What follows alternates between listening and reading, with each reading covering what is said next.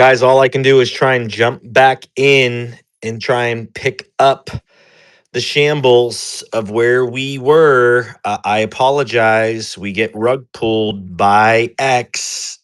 Michael was in a zone. We were all feeling it. I was feeling it. And X does what X does. I apologize to you, the listener.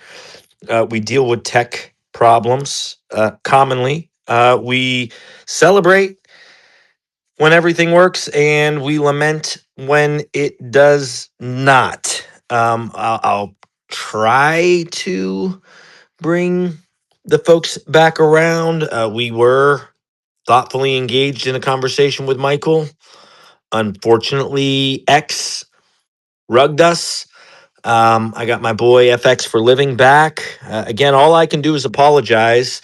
All I can also do is let you know that I am committed. We are committed to really the follow through, the sense of urgency in providing a platform, providing a space for you, the learner, you the student, you the trader, to actually engage with Michael, your mentor, and with the community as a whole. And, with love, that's what we are trying to provide in the way of a platform. Well, X can be X, right, David? We got rug pull. We got rugged, bro. We got rugged. That's all I can say is we got rugged. We were in a very nice, thoughtful conversation. And I can just tell you, X does that sometimes. It'll like disconnect, and then there's not much we can do. Um, Let's call it random. what's that? Let's call it random. Yeah, call it random, no doubt, no doubt, no doubt. Geez. Michael's probably going to be like, I was just talking, and all of a sudden, and I mean, it is what it is. I mean, it's not like it's his first. He's very familiar with what happens. The good news is we are recorded. The good news is you end one conversation, and you hit play again, and then you come back, and here we are talking again as if nothing happened. But indeed, very thoughtful, delightful one-on-one conversation with Michael. You, the listener, get to ask and implore important questions, and then the content is the byproduct. So it's wonderful when it works. It's caca when it doesn't. So we'll keep all of it going. Michael will be like, I was just talking, and then I looked and saw, and it was Yeah, he's gone. back. And He's back. okay, that's good. He's pretty used to it. Yeah, that's the thing. Everyone here is gonna understand that it's um I'm just gonna laugh, Michael. That's all I can do. Oh, jeez. I don't You I are just started, you basically. you were essentially just starting, I think. So Oh, I know, bro. I don't know what to tell you. Like it's fucking X, bro. It's fucking uh, X. And I, okay. I can't even like I hold my breath because the best thing I can do that I know from all of the time, Michael, is trying to get a co-host helps kind of anchor the line with X. But then if X loses connection with the host, then they just drop it. And Mm. that's just kind of what it is, the quote unquote rug pull that I found, technically, whatever. But we're back. I have connection. I'm like, my phone's like out the window. I'm trying to get like all of my bars and hoping you can just kind of pick up wherever your flow state was, brother. And it'll go from one recording to the next. So wherever you remember you were at, feel free to just jump back in. Okay. I basically was noting that he answered his own question when the question was proposed. This is what I heard, and this is how I'm responding. He stated that he's struggling with moving from demo to live trading, but then immediately the next sentence says, I'm struggling to stick to one model and one approach. And that is the answer that he has to find. He has to find what model he's going to utilize. Pick one PD array. And what I was going on about was I have 81 of these things, and it's not required for you to know all of them. If I just would have taught just the fair value gap and never did anything else, you have more than is necessary. It's easy to do that. What makes it hard is when I teach, and this is what I was bloviating about. Every time I teach something new in the comment section of my YouTube channel, I have people that'll say, I'm struggling right now because I'm consistently profitable with this model, optimal trade entry, 2022, what you taught with the silver bullet, or I'm doing, Caleb's model, or I'm doing Cameron's model, or my dog Piper's model, whatever it is that, it's recently released. The idea is that they have found something that's working for them. And then I come out and I teach something new, a new PD array, another model. And it's their loyalty as a student that is the problem, because they feel like the next new thing I'm going to teach is going to be better than everything before it. So don't waste any more time with what they're working with right now. Drop everything and go to this new shiny object. When in fact, that's not what I'm doing. I know that there's people still, they're actively trying to study. They're actively trying to do the things that I teach in the channel, but they don't feel comfortable with the one PD array for life. They don't know which one it is for themselves. And the common denominator is they don't spend enough time with one. Minimum 3 months. If you can't do that, don't try to learn from me. And I'm not trying to be condescending. I'm being sincere when I tell you that, because if you can't give yourself, not me, you're not giving me anything, give yourself 3 months of time studying, only visualizing price action through the lens of that one PD array. How often does it give you setups? How often is it delivering on the basis on which I teach the logic around it? But you're taking that little thing, that PD array that puts you in a trade, it has to plug and play in what you understand about where the market's going to go. Where is it drawing to? Where did it draw from? Where did the market just recently engage? During the live session, I mentioned that the regular trading hours opening range gap high from February 4th, that 25,440 even, and we were trading at 392. I said the next run is going to be up to the high of the regular trading hours gap from last Wednesday, February 4th. It ran right up there on the heels of meeting it, and then just went above it by a little bit, and then gave up the ghost and dropped like 90 to 100 handles. Then went all the way back up and failed to get to it again on the 10:31 a.m. Eastern 1 minute candlestick. I said during my response before we got knocked off, my question was being posed to him as, if you don't know when the market's likely to be low resistance or if it's in high resistance, that's going to be a struggling point too. So I have lots of comments that come to me from people that can do very, very well in demo, and then they go to try it in live. They're so rushed to get in there and try to make money that, much like the other gentleman that was I was counseling, telling that he's trying to front run the PD array. He's trying to get in before the PD array forms and just submit to the process of it's going to go where I said it's going to go. That's imposing your will. So I appreciate your honesty saying that you're struggling because you can't figure out what model to stick with.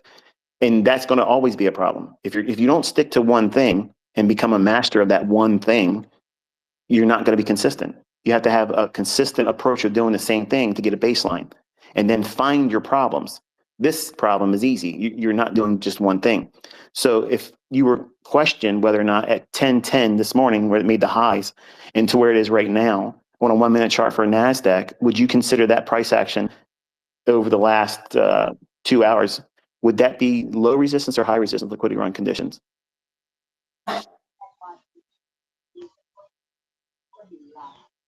I'm asking the student. Yeah. Who was the gentleman that was on here? And I'd love for him to answer. I don't know if he fell off or not, Michael. Okay. Is someone listening? And Yeah, I don't I would know. say low resistance. I would say low resistance. I'm not the one who asked the question, but I'll say low resistance. It's actually high resistance. And the reason why it's high resistance is because the candlesticks share a lot of the previous candlesticks ranges. So it's back and forth, chop, chop, chop, back and forth, chop, chop, chop. Then it breaks another low, and then it resumes back into a range, and it breaks another low and resumes into a range. And that's high resistance. So I've seen many people that have transitioned from demo into live, and this is the thing that kicks them in the rear end. This environment right here. Contrast that with the run that took place from the 948 low up to 1010.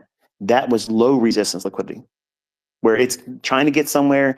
It's very forgiving, even if you get slippage, even if you feel a little hesitation getting in, you don't actually enter on the PD array and it starts moving in your favor because you want confirmation.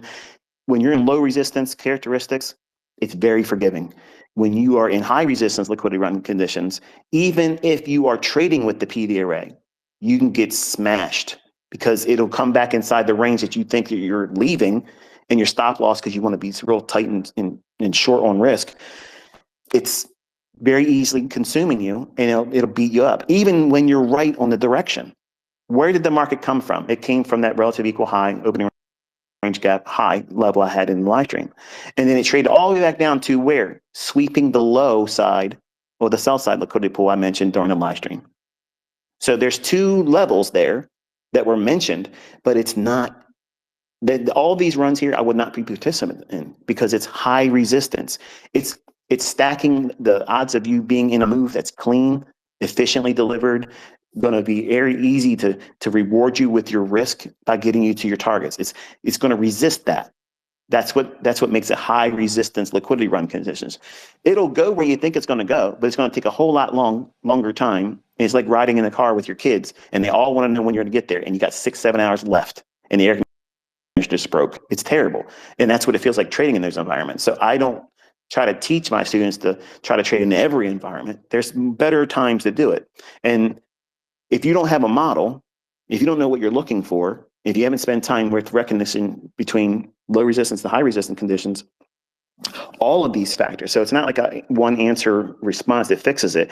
You have to have a comprehensive understanding of what it is I've taught and try to crush that desire to get out there and try to make money right away. Because that's going to be a problem with all of us. We want to make money, right? But if you're trying to rush out there and just do something, and I'll trust my intuition. I'm going to look on the chart, and whatever I think if PDRA pops up, I haven't spent that much time with breakers, but it looks like there's one there because I want to get into a trade. You're going to see what you want to see, right? So you're fooled by randomness. Yeah. Yes, exactly. Yeah. Yeah. Thank you so much. Thank you so much, Michael, for your time, for the clarification, for everything that you do. I'm forever in your gratitude. Kit, thank you. Thank you. It's been clear. It's been real. Thank you. Bye-bye. I find it fascinating, just jumping on the 5-second and 15-second chart, even today within what we've seen in price, how much clearer you can see relative equal lows. And then when they get ran and then violently go in the opposite direction, as Michael talks about. Continuing conversation, keeping it flowing. I got my boy Mauricio in the house. I got Batman. I have not forgot about you, Batman.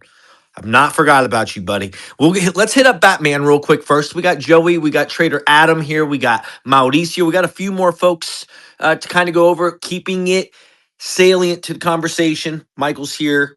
He provided a lecture. We'd like to hear your thoughts, your feedback on what you're learning, and we did get rugged. So that's what you see in the comments there. So part 2, and Batman, you're up first. I know you're excited. Come on in, buddy. Hello, how are you guys doing? How you doing? I'm doing okay. How are you, everybody? Like ICT. Do you have a Congratulations, you become a grandpa, yes? and hopefully everybody is okay. Because today I was listening for everybody. I'm coming down, kid, because you know me. I have problems after problems, but it doesn't affect my trading. You're Of just course, talkative, the buddy. thing. You're talkative. But I like Okay. you, buddy. I like you're definitely excited. So we love that. Thank you very much. The thing that I watched ICT lecture today, and because the problem that the person has before me, we had the same problem. Like I was trying to chase everything that ICT taught, but the main thing that I did is different than somebody else did. I think it works for me. When I found one model, when I start becoming like getting result, then I start exploring what ICT left us for us. And this is the big thing that I found for myself. It works because what today, for example, he talks about like the liquidity and high resistant and low resistant. I found everything that I have a chapters like what is these all things all about.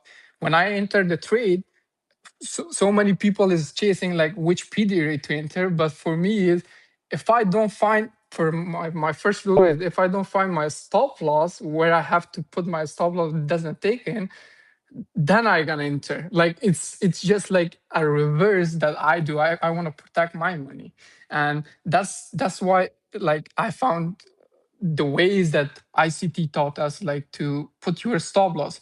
If I use in a 30 second, 15 seconds ranges, I can put my stop loss where is the range high, the range high. If I'm going bearish, it doesn't take that range, because we are seeing that we have a liquidity, we are in a low resistance, we have a news which is confirm us that it's a low resistant liquidity, right? And we have the imbalances in the left side that shows us, oh, if the left side of my market maker model is showing me that we are going to low resistant liquidity, then I'm gonna start participating which PD array I choose.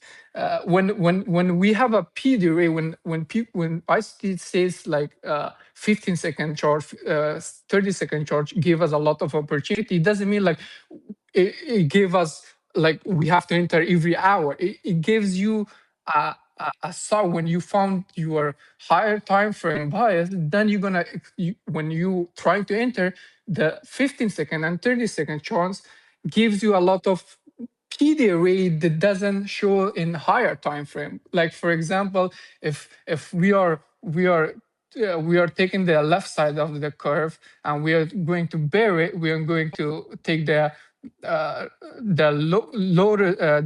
left side of the chart and we are going to bury the first stage of accumulation and first part of distribution. That part of the range, if you go exploring the 15 second chart, you're going to see a lot of PD rate that doesn't show in 1 minute.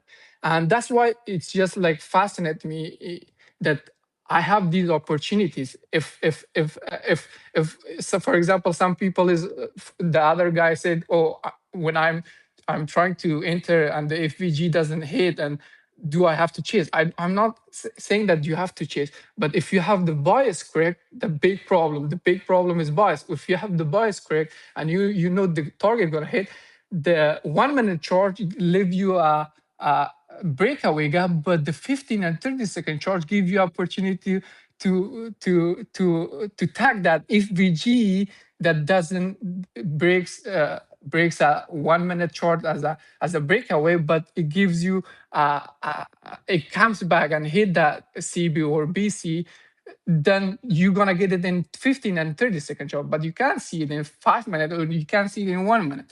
Okay. And it's the same thing of the stop loss. And for stop loss, I'm using like some of the stop loss that you're gonna see is, for example, when I enter the trade, the stop loss should be, for example, one of them is SMT. If I put the stop loss in a fraction of 1 minute, there is a SMT for NQ and ES that doesn't hit your stop loss. It can't, because it create you have the bias correct and you have.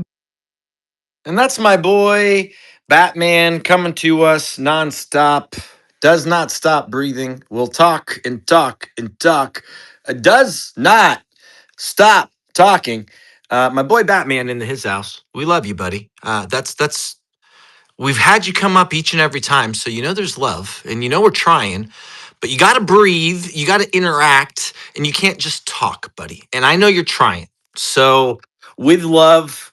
Swing and a miss, but that's okay. Stop loss hit, but we try. I Right? appreciate his enthusiasm, and I Me think too.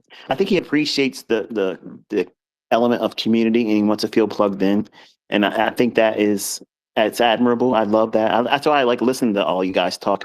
You have appreciation for each other, and it's not just about me. It's like all of you collectively, and I love that. That's the part I love most. And my only suggestion is, if you are given the opportunity to come up, have something that either is a noteworthy statement that you a milestone that you think is noteworthy, and it may be something other people can resonate with, like, wow, that's exactly what I was feeling, but I couldn't articulate it. And I just experienced that too, which is encouragement. Or if you have a real clear hang up or a question. I'm loving doing this, but it has to be a question, because if it's just like I don't want to listen to talk about how great it is, to do ICT concepts. Nobody really cares about that. We want to know what to do with it. How are you making money with it? How can you make money with it? What are you struggling with? And how can I help you get there?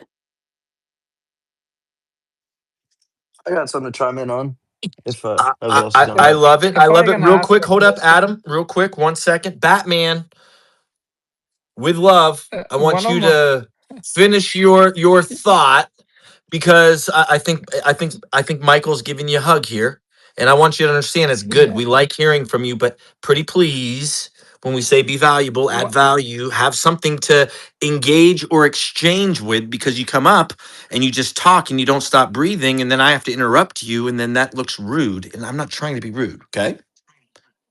Okay, sorry. I have a ADD and I know, buddy. You don't irritability. need I to don't have a lot apologize. I of just friends. wanted to leave it with Yeah. you. Do you have anything in the way of a question? Maybe. One of the question that I have for ICT is just like, probably it's not technical. It's just like overall for me. If I'm exploring a lot of stuff, if I find a lot of stuff for my own studies, is there any way that uh, I can I can share it, or if is there any way that I can uh, uh, start seeing the things that I normally don't see them for my Batman, project? Batman, I love you. I love you. We Hey, it's Kit, just the questions. Yes. I'm going to say this. This is actually a wonderful opportunity to do Hey, this. thank you. And you're experiencing it too, because I know you sent me some things, and I just don't have all the time in the world to go through everything at the most opportune time. That when we send things to people, we're hoping that they go through it and appreciate the fact that we share it, and we want to get their feedback. And I know a lot of you have a high regard for my opinion, and I know you have so many things that you're discovering and you want to share with me. And I have thousands and thousands of emails that come every single week, and they're all titled, "Can you confirm this for me? Can you look?" Listen, folks, I love every one of you trying to do this. I love that you're trying it. You're implementing your own time and consideration while doing it. But imagine, okay, just for a moment, just think for a second, okay? When I was a smaller, personality of mine, when I was on Baby Pips, I could sit in the chat room and have the conversation with everybody in there, and it would be just like a one-on-one conversation for everyone. And I miss that. I really miss that level of intimacy, because I know it means something to all of you, because it would have meant something to me. And it feels like I'm not brushing you off. You're listening to me. I'm listening to you. We're having a real conversation. These things are highly technical. These markets are highly technical, and you're going to feel like you discovered something, you've improved on something, or you cracked my algorithm, all these things. I get thousands of these each week, and largely they go unopened, because number one, I already know I'm not going to be able to deliver the response, because you're going to send me something that I don't have time to go through. And it's going to sound rude. It's going to sound disingenuous. It's going to sound ignorant. Like I don't really have any real interest in all of you. But imagine if you have 2 million people all around the world, different languages, and many times they're using like ChatGPT or some kind of translator. And even that doesn't really communicate well when I'm trying to read through the things that they send me. I don't have enough time in the day. Like I have family, I have my own hobbies, my own things that I want to do. And also I'm ICT on the internet. Like I'm doing these things right now. So how many people do you think that you could feel the response that you were probably sending to me in the past, or considering sending to me? How much time could you personally, one person, devote?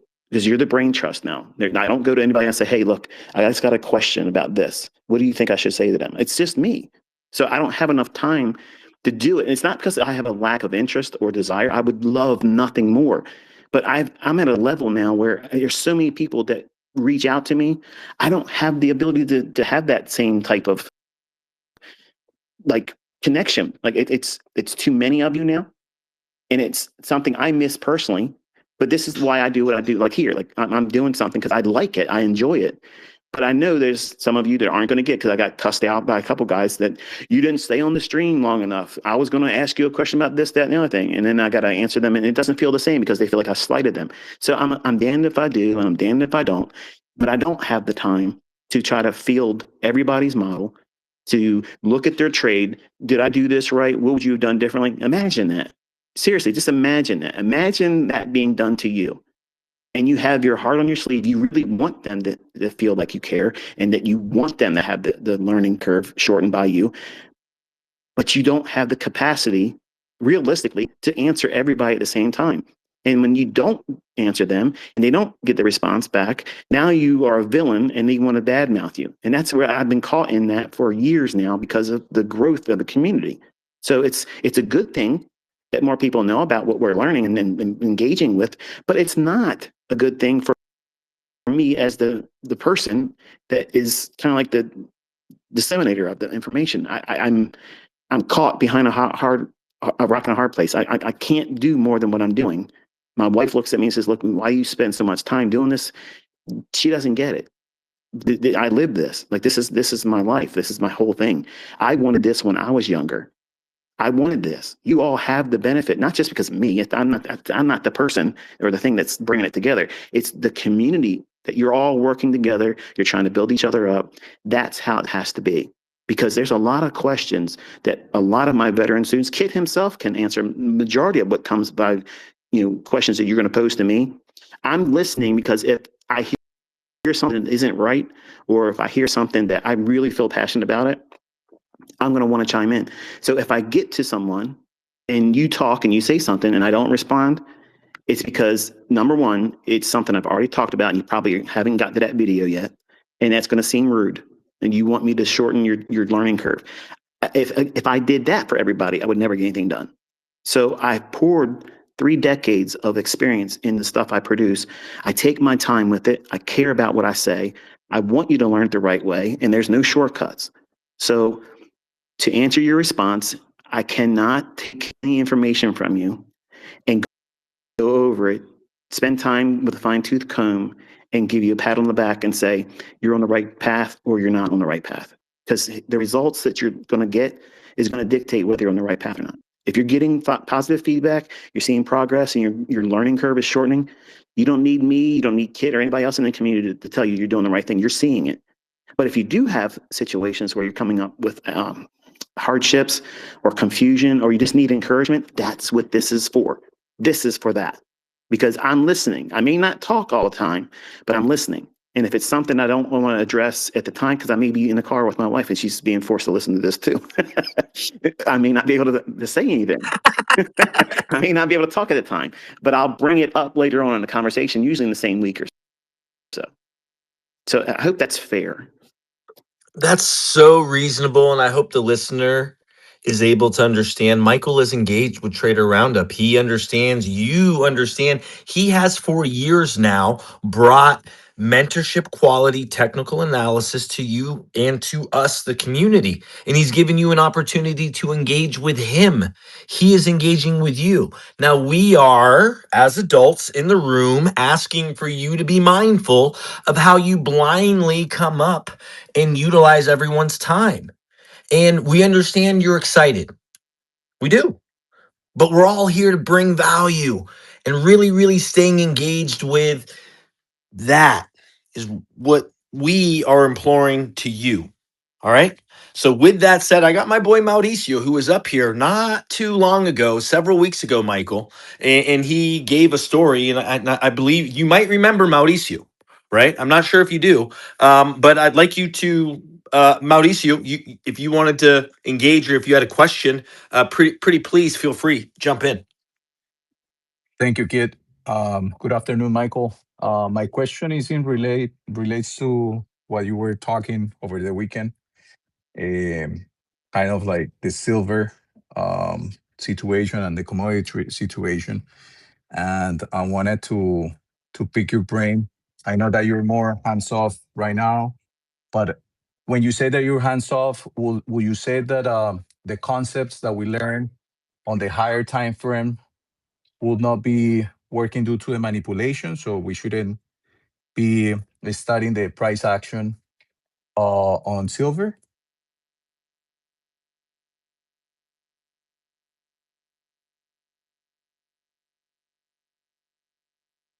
I'm sorry. I try that one more time. Are you asking me whether or not I believe my concepts are going to work in silver, or Well, what is it? it's has to do with the timing as well, right? We're dealing with what has been this black swan event, Michael, and Mauricio's asking in a participant of the metals market and your recent conversation this weekend in regards to the metals market. He's trying to just get a better take on what you were talking about in regards to silver being hands off and being in this like kind of state of needing to settle, and or where your thoughts or opinions are within that really large wave that we're dealing with, the up and the down. He's asking for more clarification from you in regards to, or a follow through from the discussion we were having earlier this weekend in regards to silver. Is that correct, Mauricio? That is correct. Okay, thank you for that. I kind of wanted to communicate in no uncertain terms that I personally, I don't care what PD array, what model materializes in silver, I'm not touching it.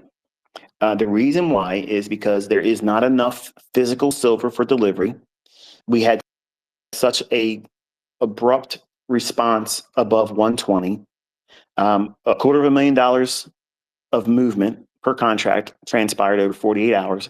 And where we're at technically, it's 50-50. The fundamentals behind it says sugar, not sugar, silver should go to 500 or more. Okay. But the physical commodity supply and the factor that it's paper silver we're trading, so it's highly manipulated. And we've had a real swan event come in. It came in and it was like controlled demolition.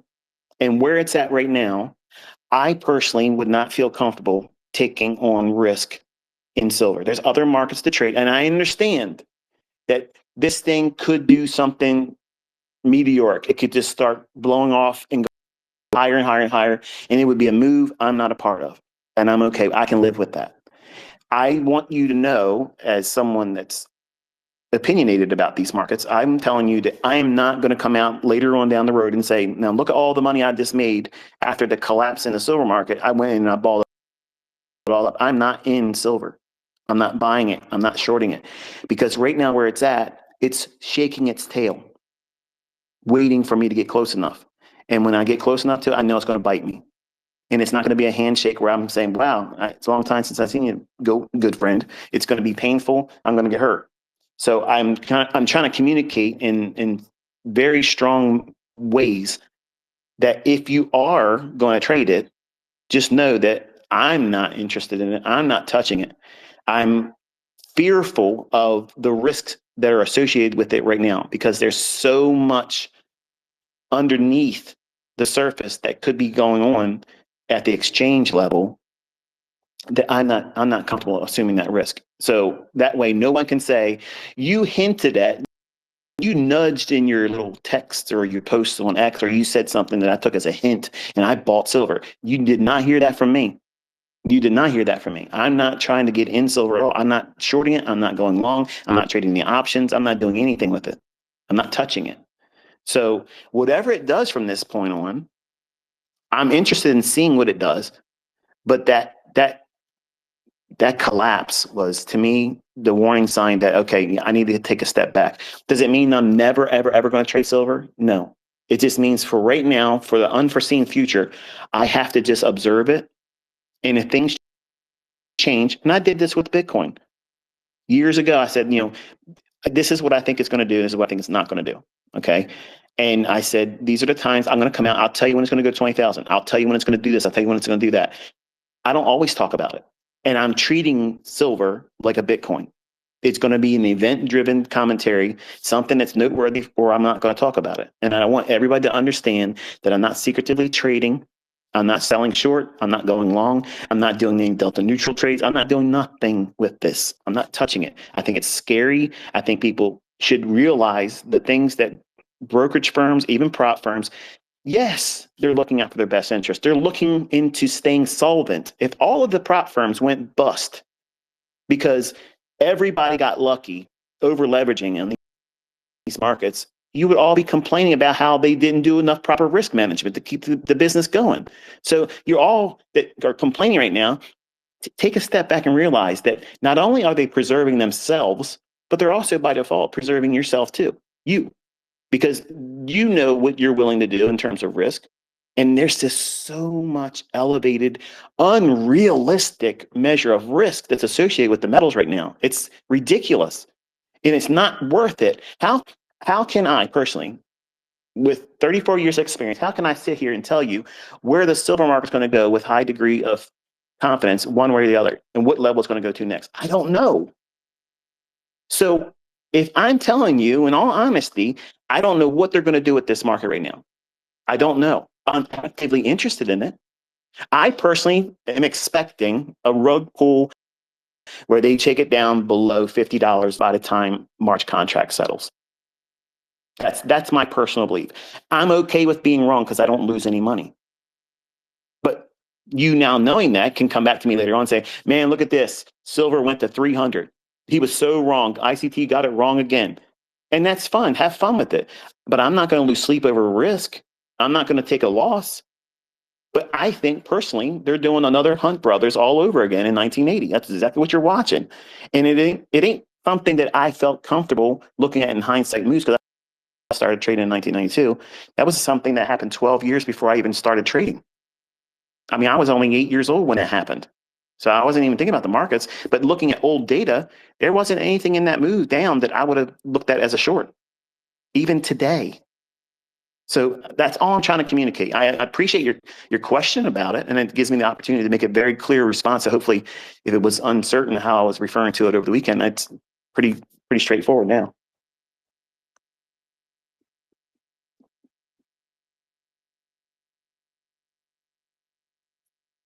Mauricio?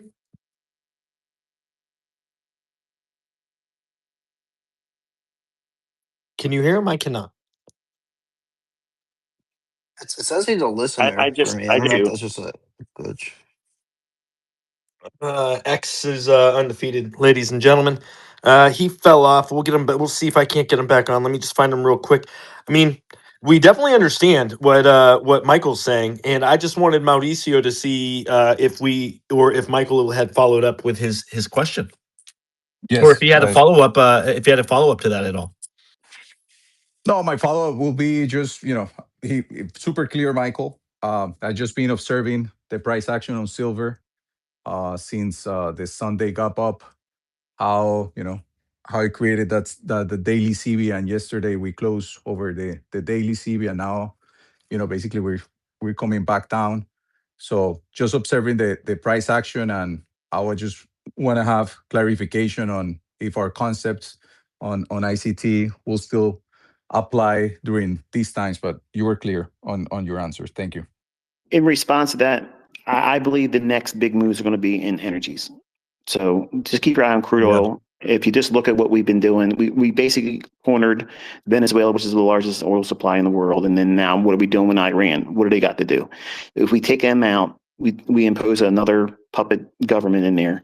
We don't have to worry about the strait that they always talk about, how they're going to close up. And we basically corner China and Russia, and then force them only to get oil from Russia. So World War III is coming, but we're securing all the oil that we can, both in the eastern part of the world and in our side of the world. So it's war drums beating like crazy. It's going to cause oil to go parabolic, and I'm looking for opportunities to accumulate in that. That's what I'm looking for. Silver, I'm not interested. So Thank you, well Michael. said. Well said. Well said. Thank you, Mauricio.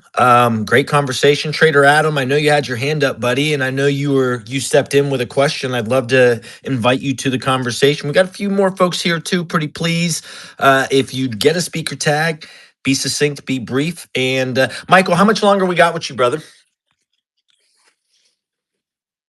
I'm glad you asked. I'm going to hang out with you till 1 o'clock for talking terms. Yes, But sir. if you guys continue, I'll be a listener after 1. Okay. No, that's very well put. He'll be a listener after one, everybody. So if you have any questions, pretty please put them in the comments. FX for living, if you don't mind perusing the comments, if you see any of the comments you want to put into the nest, feel free. If you don't mind, brother, much love. Yes, S- for sure. So, and then we got Yeah, I can. Trader Adam. Hopefully you can hear. Yep, All right, I'm brother. here. Y'all hear me? Yeah. So I'm a big model 2022 type of trader. I love the market maker models and all that. That's what I trade every morning.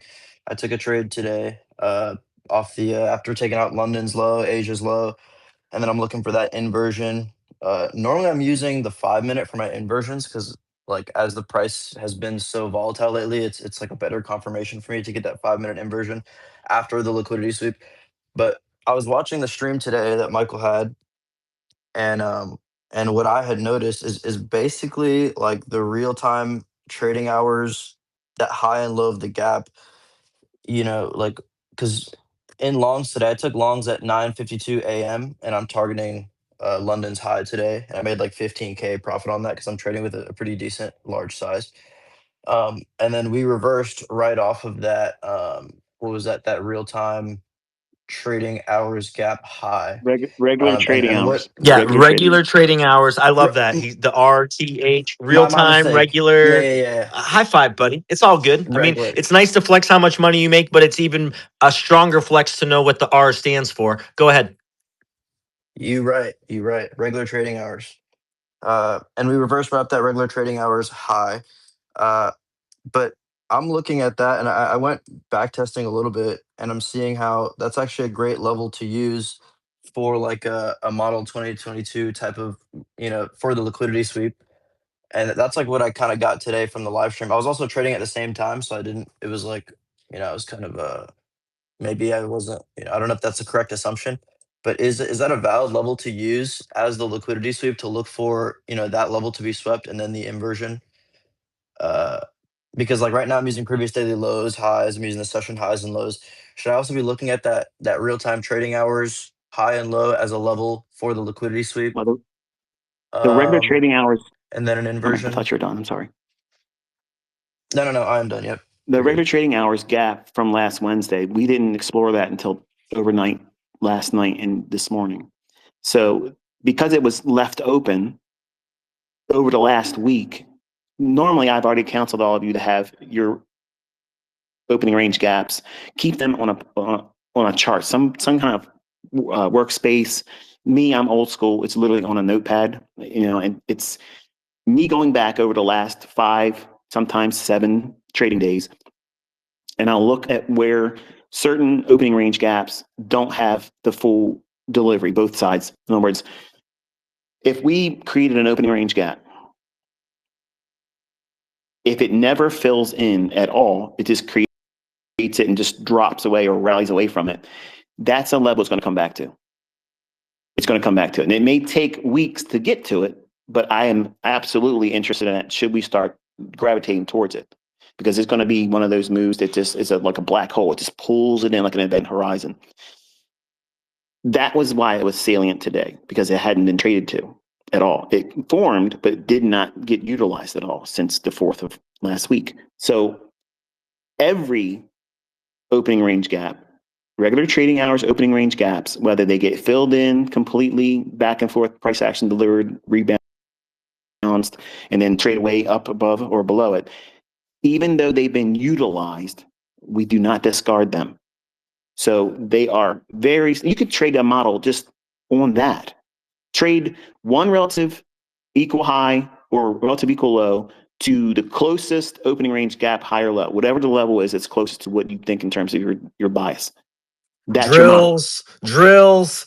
Ding, ding, ding, ding, ding, ding, ding, ding. Community. I just heard gap theory, relative Yep. equal highs, liquidity paradigm, gap theory, Yep. classroom assignment. All you have to do is have something that's going to cause you, like, what makes the market go up or down? It's liquidity or inefficiency. That's the only 2 reasons. I don't care what anybody says. It doesn't matter how many people are buying and selling it. It's going up to a level to balance an inefficiency, or it's going up to engage liquidity to bring lifeblood into the marketplace. So if it's going up for either one of those two reasons, where can you key off a long entry? If you go back over the last 5 days, chances are very high that you're going to get a revisit of an opening range gap high or low or its consequent encroachment. There's 3 levels to look at. And if it trades down into it, you can expect it to repel off of that. And the only thing you're looking at is relative equal highs and relative equal lows for the price action side. But behind those candlesticks, there may be a level like an opening range gap. And if it coexists with it, you have now one of the largest draws on liquidity that makes it easy. You can feel real confident it's going to go there. Then just simply look at any fair value gap that forms that you can frame a good risk model around. Don't over leverage it. Get in sync with that move and then capitalize on it and close your charts and be done for the day. Right. Right. And what you're basically explaining today is how you should be looking at the 15-second and the 5-second for that entry model, that 15-second What did inversion you or get? something like that. What did you get from that? The After portion I talked about with the 5-second and 15-second. What specifically am I showcasing in today's live stream that you took away from it? that I took away from it was that I mean, it's just still very chartable, and you can have a nice tight stop in these conditions, which is to me what's hard right now because you can see that like obviously that the nearest swing low or I know how you talk about how the candle, the first candle of the fair value gap, obviously 3 candle pattern, the first candle should be where your stop is, and if you're doing it on the 15-second, it allows you to afford to take more risk uh and not not lose your shirt. More risk. That's what he said, And Michael. then, He said more risk. well, not more risk, I would say the same level of risk but just with a tighter stop, right? Because if you're putting on your contract size and then using a like I use the 5-minute chart, and so I'm having to use like the first candle of the 5-minute gap, that the first, so obviously my stop's gonna be a lot wider, I have to size down, whereas if I'm using a 15-second for the entry model, it allows me to tighten up my stop so I can use the same if not more So, size and then so be wrong but not Trader Adam, lose. quickly, and Michael, can we circle around to a few speakers to answer your question? And respectfully, Trader Adam, will utilize your answer in conjunction with a few other folks' answers just to get a little bit more feedback. The Sure. question has been, Sure. what did you take from the 15-second, 5-second lecture part or piece? Correct, Michael? Would you like to re-engage the question, and we'll re-engage the audience to try and get a little better feedback for your question as we're wrapping up here in the last few Sure. minutes of Trader Roundup? The question I have as the presenter of that stream today was because I may not have done a good job. What I think I've done today may not have actually hit the mark I was aiming for. So if I can get feedback in regards to what you as a viewer of the stream, what did you take away from me even mentioning the 5-second and 15-second chart in relationship to the 1-minute chart? Okay, prerequisite. You have a speaker tag and you watched the lecture. Matthew, you're up. Oh, hello, can you hear me? Yes, sir. What's going on? Not much, brother. Just want to say thank you for having me on. Thank you for Michael for everything you've taught us. In regards to the question, for the lower time frames, it was from what I got of it, it was just measuring the strength of the fair value gap on the lower time frame fractals on the 15 and 5. Measuring if it goes if the bodies close above the consequent encroachment of it. Okay, I'd like this to be kind of quick. I appreciate the answer. If you've got a speaker tag, just pick up. This is a conversation. All right. Again, Trader Adam, Matthew, thank you. I'm trying to get quick response here so we can have Michael close the stream, and you providing feedback's important. Burke Trades, I know you got value, brother. Bring it, bring it. Can you hear me all right? Yes, sir. All right. So what I got from it at the end was you can go to these lower time frames, such as the 15-second, the 5-second, and PD arrays you might not see on the higher time frame, 1, 2, 3, 5. they'll show on those lower time frames. Is what I got from it. Sorry if I'm out of breath. Hey, bro, I appreciate it. That's what you got. That's what Michael wants to hear is feedback on the lecture and how he delivers it. Keeping it going, keeping it flowing. Ryan, I Yeah, got can I say what I Mauricio took away from it? Gertie. Pardon? Can I say what I took away from it? Yes, sir, you can. So personally, if you look on the 5 and 15 seconds, still using like the 1 and 5 minute PD arrays, even the bodies on the lower time frames are still respecting the quadrants. So that's just showing the algorithm is working. That's what I took away from it.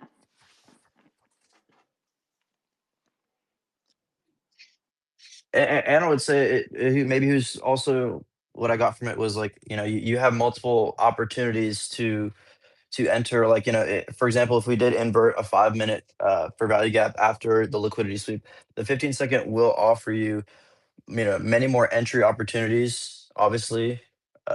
So obviously, yeah, don't chase the move. And as well, yeah, it offers you a tighter stop. So you can afford to be wrong more, because what I found with the 15-second is, of course, you can get stopped up more often, but it doesn't necessarily matter, because obviously, as long as your stop's tight, your risk is set in. You can afford to be wrong a couple times, and then, and still lose a lot less money than if you were just banking on that bigger stop Beautiful. loss. Well said. Noted. We're Um, on time. We're on a time constraint here. I'm going to keep it going. Going yep, to leave yep. the last few minutes for Michael to close. Gertie, I'm cycling through some speaker tags here, folks. Hopefully, you just jump in, can be conversational, answer the question, and we can keep it going. This is awesome. Gertie, you're up Quick. next. What? Oh, I'm sorry, David. Pretty please jump in, of course. Yes, quickly. Just for those that still doubt about the macros, like look at a Nasdaq right now, or like today, basically. Look at when the lows of the day has formed, and look at where the high of the day has formed. Okay, and maybe you can type in the comments what do you see. Right, that's it. That's all I want to say. I love it. I love it. Gertie, you're up next. 15 and 5 second chart. What did you get from it from today's lecture? Hello, everyone. My bad because I joined very late, so I didn't hear the full conversation. I just want to thank Michael for everything he's doing for free for everyone, because not a lot of people appreciate him. But yeah, I didn't hear the full conversation, so I can't give a take on that. But Okay, thank that's you, okay. Michael, and That's thank you okay, for bud. having me here. Appreciate you. Ty, you're up, Ty.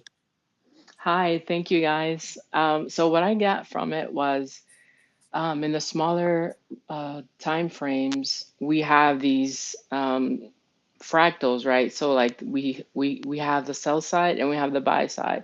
So we can take on less risk by scalping, identifying that range and then taking those like 20, 40 pip trades. That's kind of what I got from it, so that you're not in this, maybe 10, 15, 20-minute trade when the market is almost rugging us all, right? So that was my take. Ooh, I love that being the final note from the student and Michael. The floor's yours in trying to wrap up per our time frame here. Well, thank you for that feedback. Some of the things made its way to the target, but there was this major thing I have in mind I was trying to communicate, and I'm convinced I didn't do a good enough job. So let me say it here, and then I'll demonstrate it in review tonight. I probably won't get the video up until around 8 o'clock my time, but it'll be up before I go to bed. But the idea of if you know where the draw on liquidity is, okay, if you have a bias, if you think that the market is strongly favored to go lower to a particular level, whether it be a single low or relative equal lows that have some kind of support around it, not support like support just, but some kind of support in confluences, other things like a higher time frame opening range gap. It could be a new week opening gap. It could be a new day opening gap, something that's also in that same proximity. And if it can occur in the last 5 days, you have what we considered a very, very strong likelihood, because high frequency trading algorithms run on data that is compiled many times, not just on today's data and yesterday's data, but over the last week. So they get an envelope of high range value and low range value. And in deference to where that range is, they will use fixed ranges of inefficiency or, in this case, liquidity. So by having this understood, when we look at a 1 minute chart, and let's just say, for instance, you believed that the market was going to go up to 25,440 because you learned what it is I taught. I told you to keep your eye on that May 4th regular trading hours opening range gap, the high and the low of it. Having those levels, it basically formed so far today's intraday high. And knowing that the 1 minute would eventually traverse up there, if you see a move originate on the 1 minute chart, and now the buy program begins, it's now starting to move higher. Now you have bullish order flow. The benefit is now you can go down into the 15 second and anticipate fair value gaps that form as a buy side imbalance, sell side inefficiency. That means it's going to be an up close candle on the 15-second chart. It's going to be a single pass, one little isolated candle, and then you can anticipate the next candle that forms over the next 15 seconds. You're going to see that form the third candle and then leave a portion of that buy side imbalance, sell side efficiency open. When it stays open, it's confirming to you that order flow is still bullish. You can use that as an entry. You can use it for stop loss management. And then going down to the 5 second, the same thing. But you're going to see porous price action reflected in these lower time frames.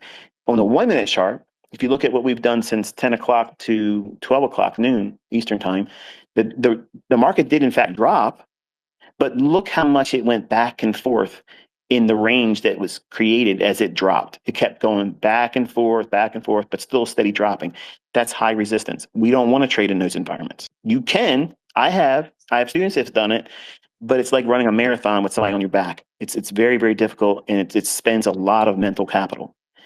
When we see porous price action on the 15 second and the 5 second in support of, in the direction of, in the order flow run towards the liquidity that we've identified as the draw on that 1 minute chart, the 15 and 5 second are confirming order flow is in fact clean, bullish, it's staying intact, because the 1 minute chart may have, for instance, look at the run from 9:48 up to the 10 o'clock 10:10 high.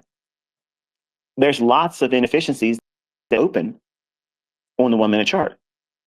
But inside those inefficiencies that remained open, study it on the 15 second, 5 second chart. And you'll see that the signatures are still there supporting that. Yep, everything's still indicating it's bullish, even though we don't need that 1 minute to reflect it. Because if it's in low resistance, what do we really want to say?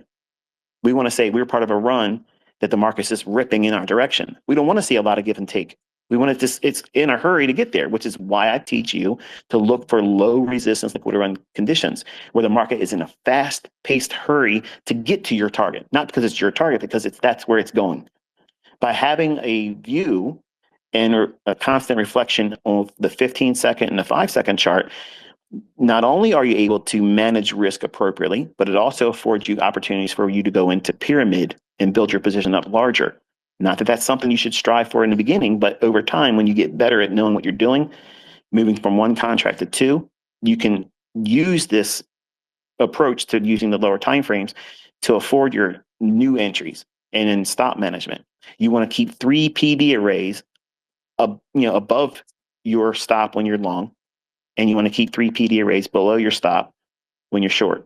Because after 3 of them giving up the ghost on the lower time frames, it's going to make a run on that 1 minute chart, which is what you anchored your trade on anyway. So order flow is determined by 1 minute. The micro market structure and the PD arrays that form on the 15 second and the 5 second support the underlying thesis that 1 minute charts running to that draw and liquidity you anticipated being the draw. You can take new position entries. You can manage your stop. But the key takeaway is it's telling you visually that order flow is bullish. There's no necessity for having level 2 data, footprint, none of that stuff. You don't need to see any of that stuff, because if a market's bullish, it'll leave buy side and bounce, sell side efficiencies left open and not completely closed in. And every time it makes new higher highs on these lower time frames, and it's making no attempt to get back in and do patchwork, that's going into those gaps. If it has no interest in going into them, what is it what's it signifying? It's co-signing that it's absolutely in a hurry to get somewhere. Otherwise, it would go down there and fill in those inefficiencies. It has no interest in anybody who wants to buy down there. They don't care. They're getting the middle finger. See you later. Catch you next time. I'm out of here. And they're leaving, like Elvis has left the building. That's what you want on your trades. You want to see those signatures. If you see that, it supports confidence. It tells you to hold on to your trade. Don't lose confidence. Just hold on to it. Submit to the length of time it's going to require until it gets to your target. That was what I was aiming for. So if you didn't get it from the live stream, hopefully you got it now. Bang. That definitely makes sense. I appreciate that. Bang. Speed, velocity, directional momentum seen on the sub 1 minute chart.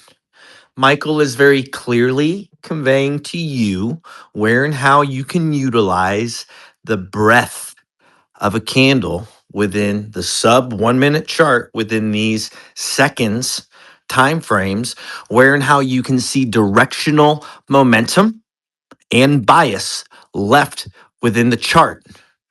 You can utilize and anticipate that you're on side when these inefficiencies are left open. And then you can also utilize those inefficiencies as draws later on the opposite side of the curve. Right? The elephant in the baby pool. Hi, can I jump in? Pretty pleased, buddy. Yes. So I'm really like a very newbie trader. I just um been trading for, I don't know, studying for just a little over a year, and I really like the one setup for life. But I saw also a video of Michael's mentioning about the 930 opening range, because a lot of my fellow traders here, they call it opening range breakout. Now he said that if you can get the confluences and align with the opening range at 930, he said that he mentioned that you just need to do one just this trade, and it can change the dynamics of my family. And I'm really interested in that. If if he could direct me to that video, and plus the education where he said, ignore all my videos, other videos. Yes. Just listen to this one. Yeah. So yeah, Yeah, can those I are good ones. That's if I could turn back time. yes, That's a very good video. You could go to the Kit Trades YouTube channel if you would like. You could go to yes, playlists. You'll see those are some of my favorite videos of Michael's. They'll direct you straight to his YouTube channel, but they're must see. And if I could go back in time, or if I could turn back time, and when I was 20. Those were two, in my opinion. He outlines the concepts of the daily, weekly, and monthly as just the alpha and omega in regards to your PD array. You're looking very okay, specifically at the highs and lows that form within a day, a week, and a month, and then you're looking for where and how price reacts. So that lecture series is phenomenal. If someone wouldn't mind, pretty please, maybe adding that to the chat. Phenomenal observation there, Leo. Hey, Kit, I think yes, if I understand what he was saying, Yeah. I think he was asking about what video was I referring to only learn this, forget everything else. That's this mentorship. That's what I'm teaching this year. So every video going forward, any kind of live stream, any kind of community outreach that we're doing like right now, anything I talk about on X until my personal life says I got to take a step back, because I have my grandson. I spent the entire day with him yesterday, and I can't wait to see him again. But I don't want to drive my kids nuts. So I'm at that balancing point where I'm trying to figure out how that's going to be. But anything I produce going forward for the remainder of this year is going to be hinged on this is all you need. And it's going to be repeating the same thing that I'm going to cover tonight. It amplifies what I did in the live stream today. You'll see the actual live trade that was done. It's a small little micro contract. It was $40 or whatever. But that strategy, that mindset of going in and taking that little cookie cutter and pressing into the dough of the marketplace and punching that out and pulling it out, that's what I'm talking about. That small little, you don't have to get the full range. You ain't got to have the entire morning range. You ain't got to have the highest high and the lowest low of the day. Smallest little put in there, 15, 20 handles or pips, walk, be done. That's how every new trader should start doing it. That's how you should do it. You should only focus on that because it gives you a low threshold and barrier to get into finding consistency. You feel like you're doing it right. Think about it. If you did this and you got 20 times, I'm sorry, if you got 20 handles or points out of the NASDAQ or the ES or the Dow, if you want to trade it, if you got that out of the market 2 times a week, but you failed 3 times and you just started doing it in your first month, would you consider that progress or would you consider it still noteworthy to continue doing it? I would say, I would call it progress. Okay. Now, what happens when you can eventually do 3 times a week?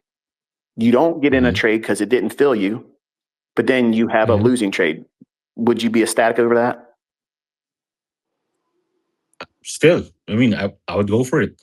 Eventually, what you're going to discover is it's an everyday model because that's what all of you really want. But I can't walk out there when I first start teaching and say, here's how this is the unicorn that's everybody's looking for this one thing.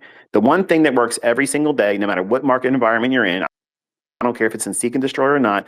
This will absolutely work. You'll go out there, you'll make your ends meet if you're reasonable. If you go in, you use limit orders, you use a stop loss, it takes the market, boom, you're out, you close the charts and you go do something else. That's what I'm teaching this year.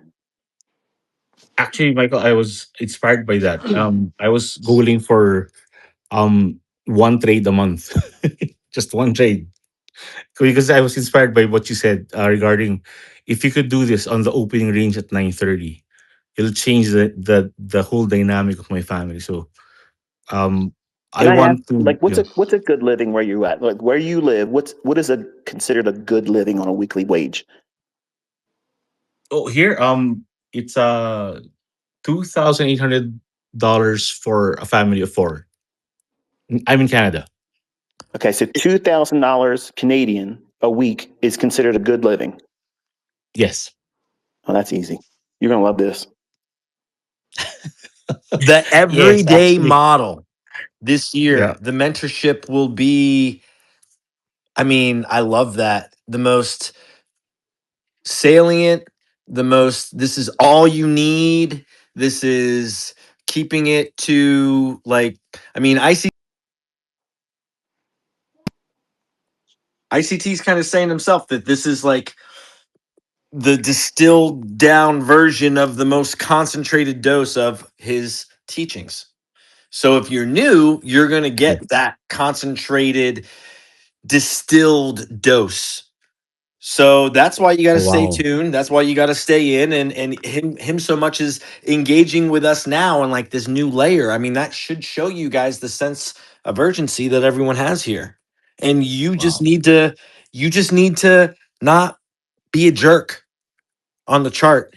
You just need to not worry about all of this stuff and focus on the technique. This is a highly technical skill, and too many people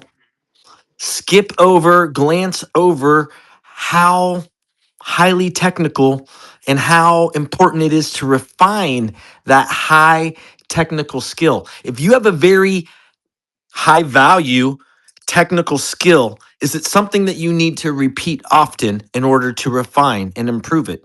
Typically, that answer is going to be yes. Ask any musician, ask any athlete. Practice makes perfect. Refinement on technicals. Technicals. Why Wow. why is it that professional athletes are so good at something as simple as dribbling? Where you or I, all we have to do is just bounce a ball. All you got to do is kick a ball.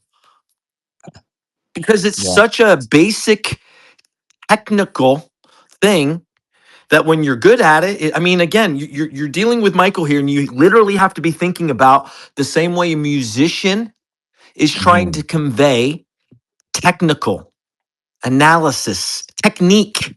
When we say technical, say technique. So you got to flick the wrist, you got to bend the elbow, you got to come up to 45 degrees. These are all very very very technical things that you need to pay attention to. And that's what All right. these are. 110, I like the time. Just thought I'd say Uh, that real quick. Go ahead. can I just add something? It's sort of adding on to what was just said then. So I've been trading for the last 3 years now. I mean, I've had a few big breaks in between it, but for the last 6 months, I've really poured myself into it, and I'm still just feeling lost. So my question is like, what direction would you say to someone who's lost? And it's just as you were saying, just to find something simple, get in, get out. I don't want the big runs. I just want something simple, It's easy. literally tapping into everything that's happening right now, brother. Like you got to realize this is the tip of the sword. This is the finger on the pulse. If you want the opportunity, if you want actuation on knowledge, you're there right now. All you have Yeah, to do is apply. It's not where do I go? It's not what do I do? It's hit rewind and take notes. yeah, You feel me? yeah. I get you. I get what you're saying. It's real time. You're getting the answers real time. It's a great question, but it's also understanding literally as soon as we hit the end on this, you're going back to the rewind with a fresh, sharp pencil and notes, and you're listening to every single thing that you heard from that man's YouTube channel to where and how the classroom was presented to you today in the follow up lectures. Okay, Yeah. Thanks, beautiful. Um, Michael. Is there anything you would point to say someone who's lost? What would Oh, your well, I appreciate you inviting him to the conversation. He has made it very clear that he is just a listener after one. Oh So, yeah, again, I appreciate you inviting him to the room, but he has politely stepped out. And I'm here to remind you and the audience that he has that right, he has that prerogative, and leave the man yeah. alone. He's just here listening. Okay. Don't Thank you. don't give me that. I don't need your sound effects. Sorry, that was me. Yeah, I'm Pressed pretty by, sure I know what I'm doing. All right. I Yeah. pressed No. it by accident. Thank Sorry. you.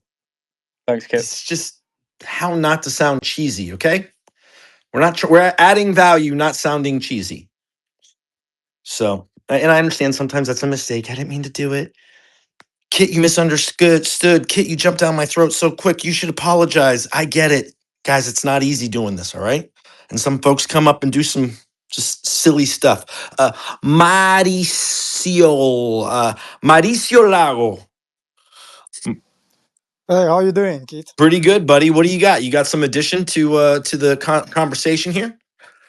Yeah, I've got an addition as well as a question. So just to touch base again on what ICT said, especially a takeaway from what he explained today in the video. I think one of the things that was a takeaway for me was basically how fractal pricing is, right? As to what you expect to happen in a 1 minute, 115 seconds, or 30 seconds chart is pretty much the same as you would expect to happen, of course, on a 5 minute, 15 or 1 hour's chart. Of course, the only difference between the two is one just takes longer to play than the other, right? And one thing that guys need to understand is that should we be trading something such as a second chart and looking at take profit levels, relative equal highs or whatever the case may be, that should be something that should be really enough for a trade, right? Because we would treat it the same as if we were trading on a 15 minutes chart, because we would be looking for the same key levels for take profits, right? And that's just Yeah, because of pricing is fractal. range values don't change regardless of the time frame, correct? 100%, and that's one of the things that I think it's really beautiful, because you don't have to, like I said, eat the entire piece of the pie. You can just be comfortable with enough, just based on market structure, with even trading the lower time frames. What's fascinating about this year is we're really getting into micro market structure, aren't we, boys? We're really getting into, 100%. if you recall, I mean, and I've only watched it several hundred times, but episode 12 of 2022, when we get into, I mean, some of the most juicy, most sought after educational points, I believe personally within ICT, are the liquidity paradigm, the intermediate term highs and lows, and exactly what we're dealing with in microstructure, right? Where and how small daisy chains of price come together and they form. And when you're dealing with subfractals on parent fractals and what that looks like, and again, these smaller time frames that are child to the parent time frames, and the idea of parent time frames, right? It's beautifully discussed. And right now, the mentorship is going over microfractals. We're going over micro market structure. The conversation today was what? It was about the 15-second chart. You're dealing with inefficiencies. And what are those inefficiencies doing? They're not filling. What are they doing? They're offering support. What are they doing? They're providing velocity, boys and girls. That's I, true. I don't mean to be the guy who reiterates loudly what Michael has been talking about the last few days, but velocity on the lower time frame is very important for you to observe. Okay, velocity. That's true. Okay. That's true. I know it's true. Thank you. I'm pretty sure I am able to absorb what the man is teaching. And what I am trying to convey to you, for the folks who might be a little newer, is to understand the importance of velocity. And you won't understand that if you don't look at the lower time frames. And if you don't really map what he's showing you in the way of these inefficiencies, these suspension blocks, these fair value gaps that form quickly form and don't get filled Correct. to then later get filled on a sell side, right? Yes, yes. And also one of the other things that just wanted to ask is it's also with regards to one of the things Michael spoke before, which has to do with regards to the commitment of traders report, and coming back to, like, for example, what he was just mentioning earlier on with regards to, how the gold and the silver is playing out, whether we are still bullish and bearish. And I'm not sure if this is something Michael will answer now. I doubt he will. But it Again, would be nice. he's a Yes, listener. yes. So But on behalf of Michael, I will happily, as he has, mentioned, I will do my best. And we as a community will do our best to address any of these questions. And with him being a listener, if yes, he would like, then he could re-engage. Otherwise, he's, in the car with his wife, just listening, hanging out. not a problem. Yes, yeah. So it would be nice if maybe once in future we could maybe have a discussion with regards to that and see how effective it still is within these times where the Well, markets let are me ask you currently. something, just out of curiosity. Do you Yes. think is the government open or closed right now? Well, it's open. Okay. How much value would you put into the government reports that are coming out within the current events? Would you say things like the commitment of traders and things like the Fed announcements are occurring punctually and truthfully, or are they not on time and less reliable? Uh, In regards to classic last 10 years, what we look at with COT versus real life, real time global events. To be honest, to my experience, I don't think it really has been much of help, even though it's a difference between non-commercials and commercials. People basically trying to battle against one another, right?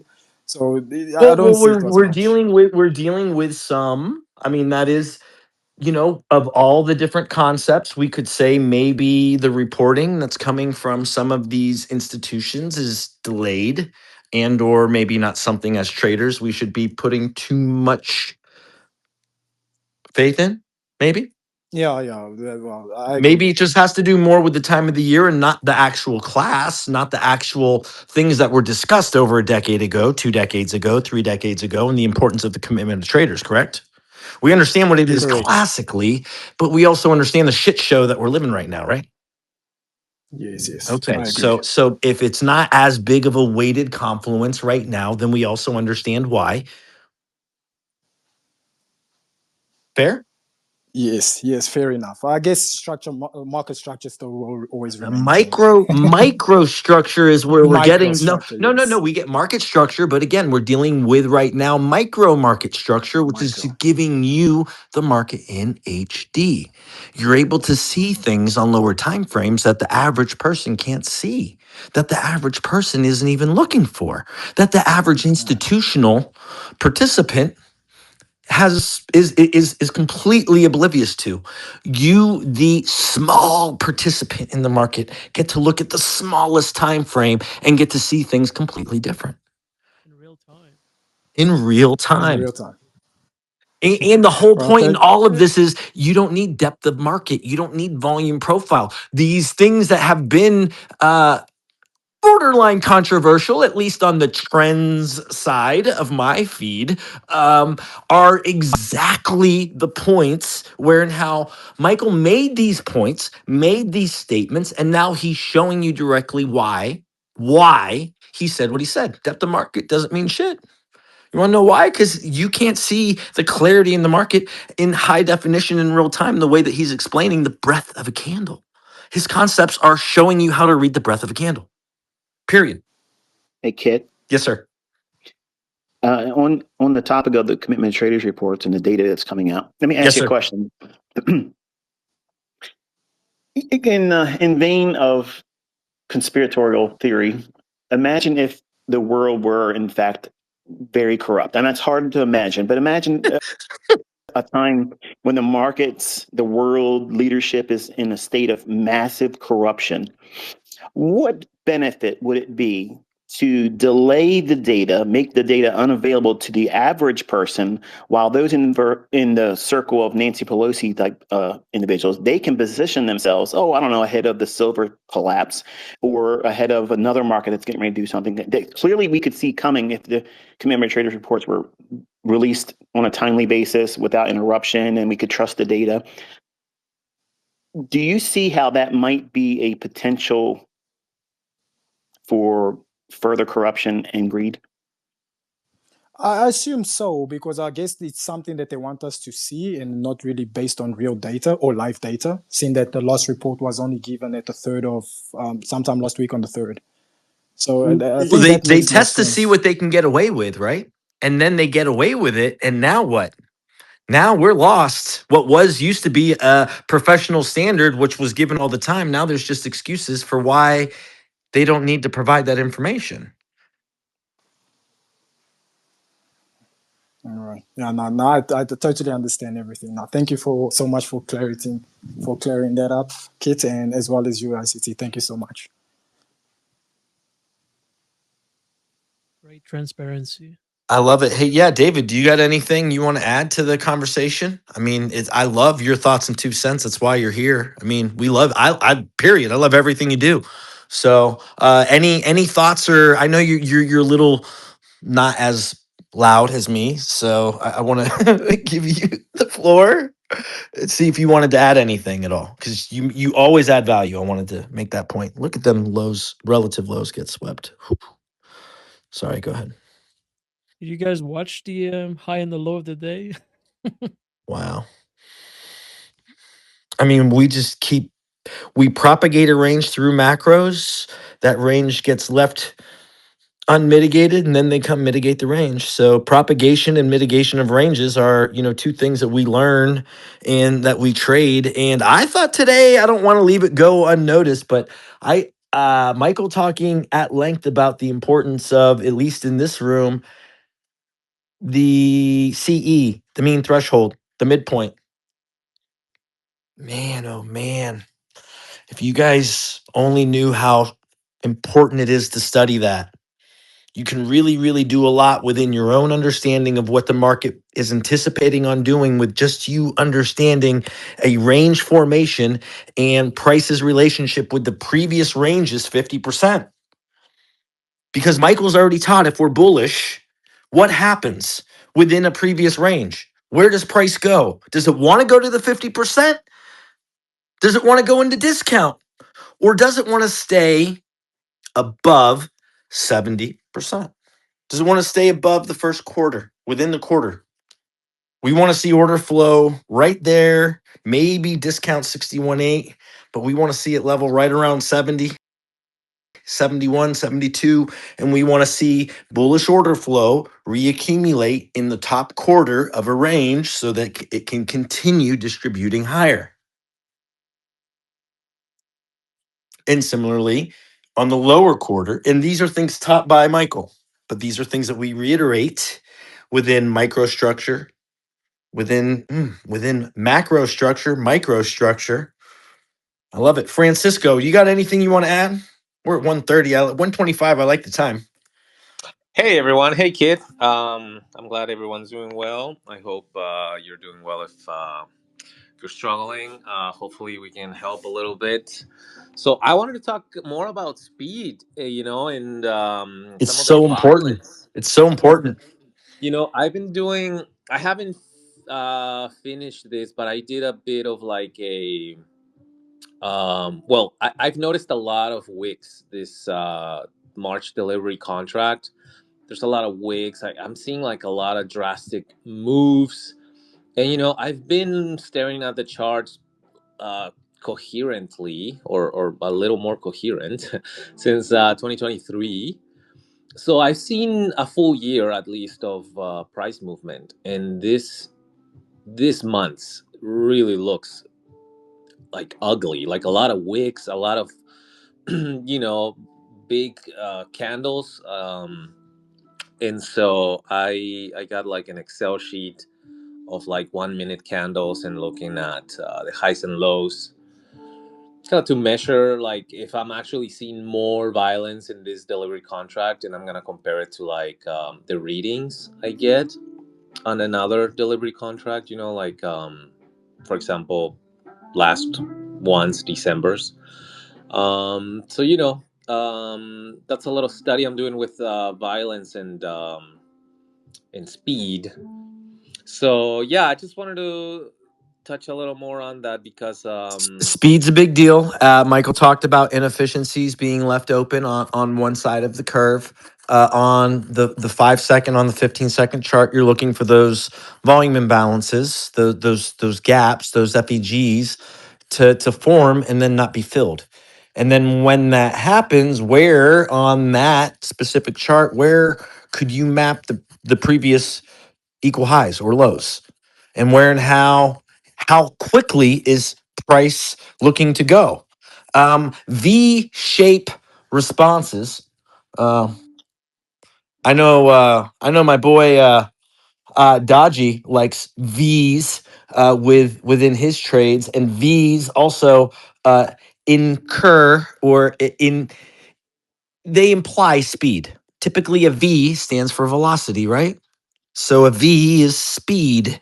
And when we see a V like response within price, those are when you see relative equals get swept and then that violent response in the opposite direction. We love seeing that as traders. It's a great way to determine whether we are on side.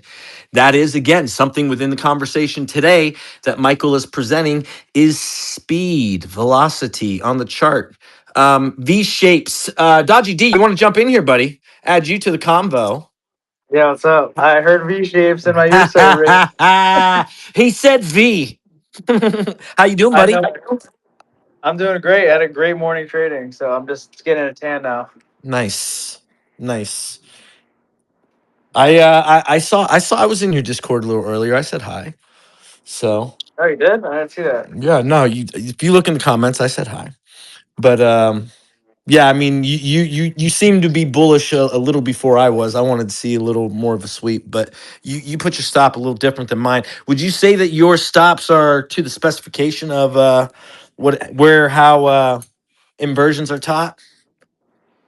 Yeah, I mean, pretty much. I just kind of have my own like intuition stop based off of years of just watching the chart. Like I can just tell when I'm about to get wrecked, Yeah. and then I just get out. Like if it's like a giant nasty death candle, it's like it's going through the midpoint, it's going through the whole inversion. Like I just usually cut the trade, you know, because like my winning trades won't do that, and I don't want to be in trades that aren't going to do that. We want to I'd, be I'd, we like yeah. speed, right, buddy? We like speed. Exactly. I'd rather be in trades that are just going to hit my TP, not take too long. And if it's not going to do that, then I'm not going to participate. You know. Well, when you really kind of track and measure, and that's, I think, what's interesting within the conversation today, even mentioning about inversions, bringing you into the conversation with what Michael spoke about earlier. And that is the 5 second chart, the 15 second chart, these inefficiencies that end up being left open, where and how you, the trader, can utilize that as a tell. Oh, for sure. Yeah. Yesterday I was trading. There was a 2 minute inversion. It was a little after like I think it was around 10 o'clock, and we closed above the gap. And I tell people, I'm like, this is a breakaway gap. We should not retrace back in this gap. We should just speed up. And people are like, how do you know that? How do you know that? I'm like, it's just like It's just like when you know a trade's gonna go to spool the buy side, like you know that an imbalance should be left behind just based off the speed. You know what I'm saying? So it's just something I watch for all the time. I think Agreed. speed is so important. I think fib levels are a good place to look for speed. I placed earlier, or we were also talking a lot about gaps. If you look at a previous week in fib levels, the price, what was it on Nazi at 346 is also where midnight is at. And if you put a previous week's high and low, and then your classic, 0, 1, and then 618, you'll see the entire day today we've been bouncing off of that 346 price. But when we look for speed, we're going to see closure typically above or below that price, and then you're going to see price fill, relative equals, unmitigated ranges or gaps or inefficiencies. So fascinating thing. I posted it. Pretty please take a look at where we were, just a classic fib 61.8, and that's at midnight, by the way. So midnight happens to print on a previous week's 61.8. Go figure, right? No way. Must be random. Do you think we're gonna go back to the New York AMLO? I think NQ is so hoarse in regards to inefficiencies that it can do whatever it wants within 1,000 points, and you can't really say much about it. So Yeah. it, I it mean, literally has, I mean,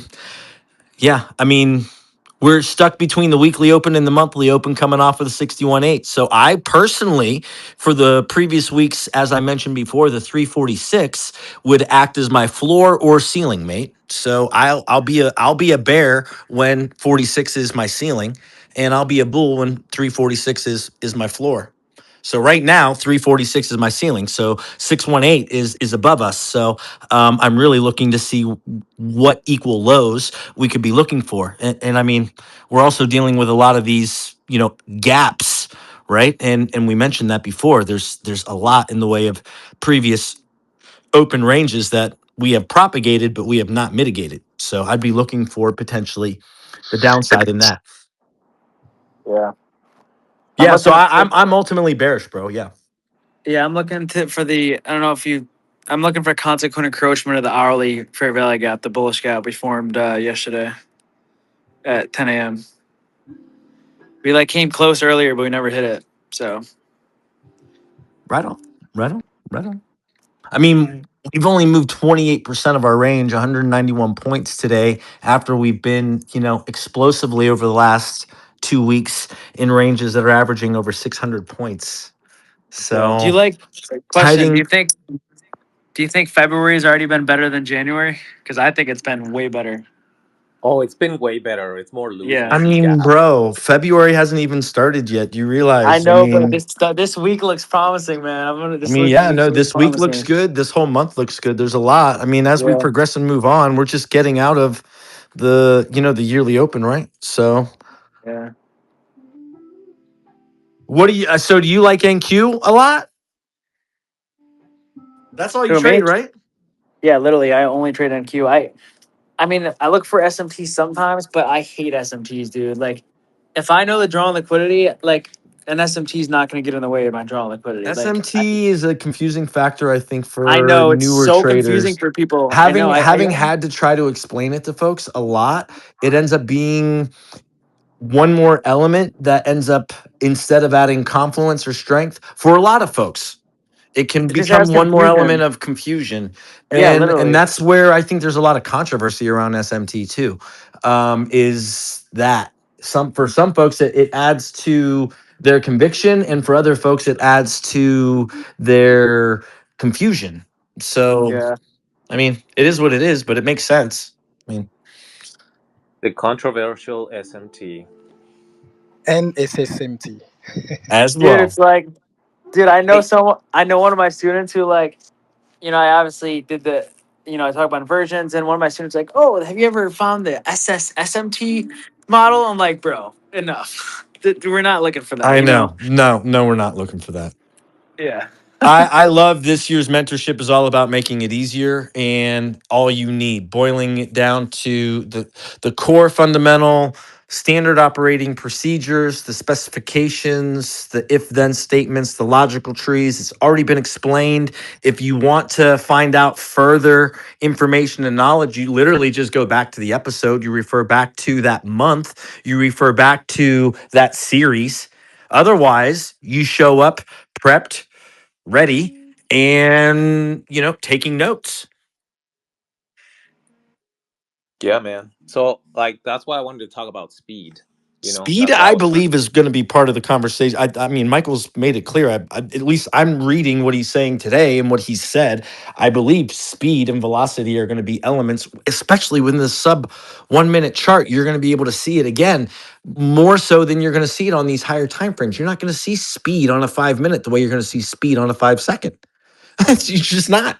And understanding conceptually, fractally, that that's indeed what's happening is that you're also studying speed, is you being able to understand the inefficiencies that form within the propagation of a range. Because Mhm. because ranges propagate, that means they form, and then ranges mitigate. And that means once after they form, they get repriced into. And that's where we're looking for the inefficiencies, the relative equal lows. That's where we're looking for the high time frame, the multi time frame confluences towards creating trade plans and ideas. Right. And so that with trade ideas, being back on that, like I think a lot of people here are new because that's what I've been hearing, or at least they haven't reached a level of where they feel confident in reading price. And so, like one of the insights that I found is basically when we're looking at, let's say, a 1 minute range. Let's say it's either consolidating or it's like in high resistance, like inching lower, or inching higher. It's just kind of like some wicks, bodies overlapping. We don't have a clear, a clear gap anywhere near us. I think one of the things that really helped me read price is to wait for that violence. Like we'll see a range that has a couple of wicks that are making these little highs, and price hasn't left any gaps. It's overlapping each other, and then all of a sudden we see a 1 minute candle which body goes above the previous highs, the previous wicks. And so when it moves really aggressively higher and it's just breathing, right? It's pumping higher and then it's just kind of resting up there, just kind of moving a little bit lower, a little bit higher, and it's leaving a little bit of a wick on top of it. When that 1 minute candle closes, we're either going to see a reversal or a wick. It's going to overlap the body's gap that was left, um, or we might continue higher. Depends on, we don't know. So I think that's one exercise that really helped me kind of observe price and actually pay attention to what it's doing, because a lot of times I've been looking at price, but I'm not really paying attention to it. Like I'm not really seeing the vocabulary. I don't really understand what's going on, So like, for example, that exercise of waiting for that movement, we really see some speed, um, helps me be more attuned to price. And I don't need to catch all the moves. I need to be able to catch and frame the moves that I'm able to see. Like you're gonna see your move every single time, but you need to identify exactly what that is, right? Is it a gap in a premium of a range, or is it a different gap in a discount of a range? Is it the second gap that it made, right? Is it the first gap in that impulse that we made, because then it left like two other more gaps higher up, right? Or is it, you have to understand what these gaps look like in which time frame, because a 1 minute time frame gap doesn't look the same as a 5 minute gap, right? Okay, hey, to So your point, Francisco, and in my comments, I just want to add again breadth to yeah, yeah, the conversation. We are being asked. Well, there are haves and have-nots here in the conversation within the ICT community. There are folks who do not have the 5-second or the 15-second chart, so we're talking about something that they don't have or don't have access to, and they're saying, "Well, what about me, Kit? What do I do? I don't have access to the 5-second. I don't have access to the 15-second. What do I do?" Stay focused on the one. Focus on yeah, the what you one thing got. is great.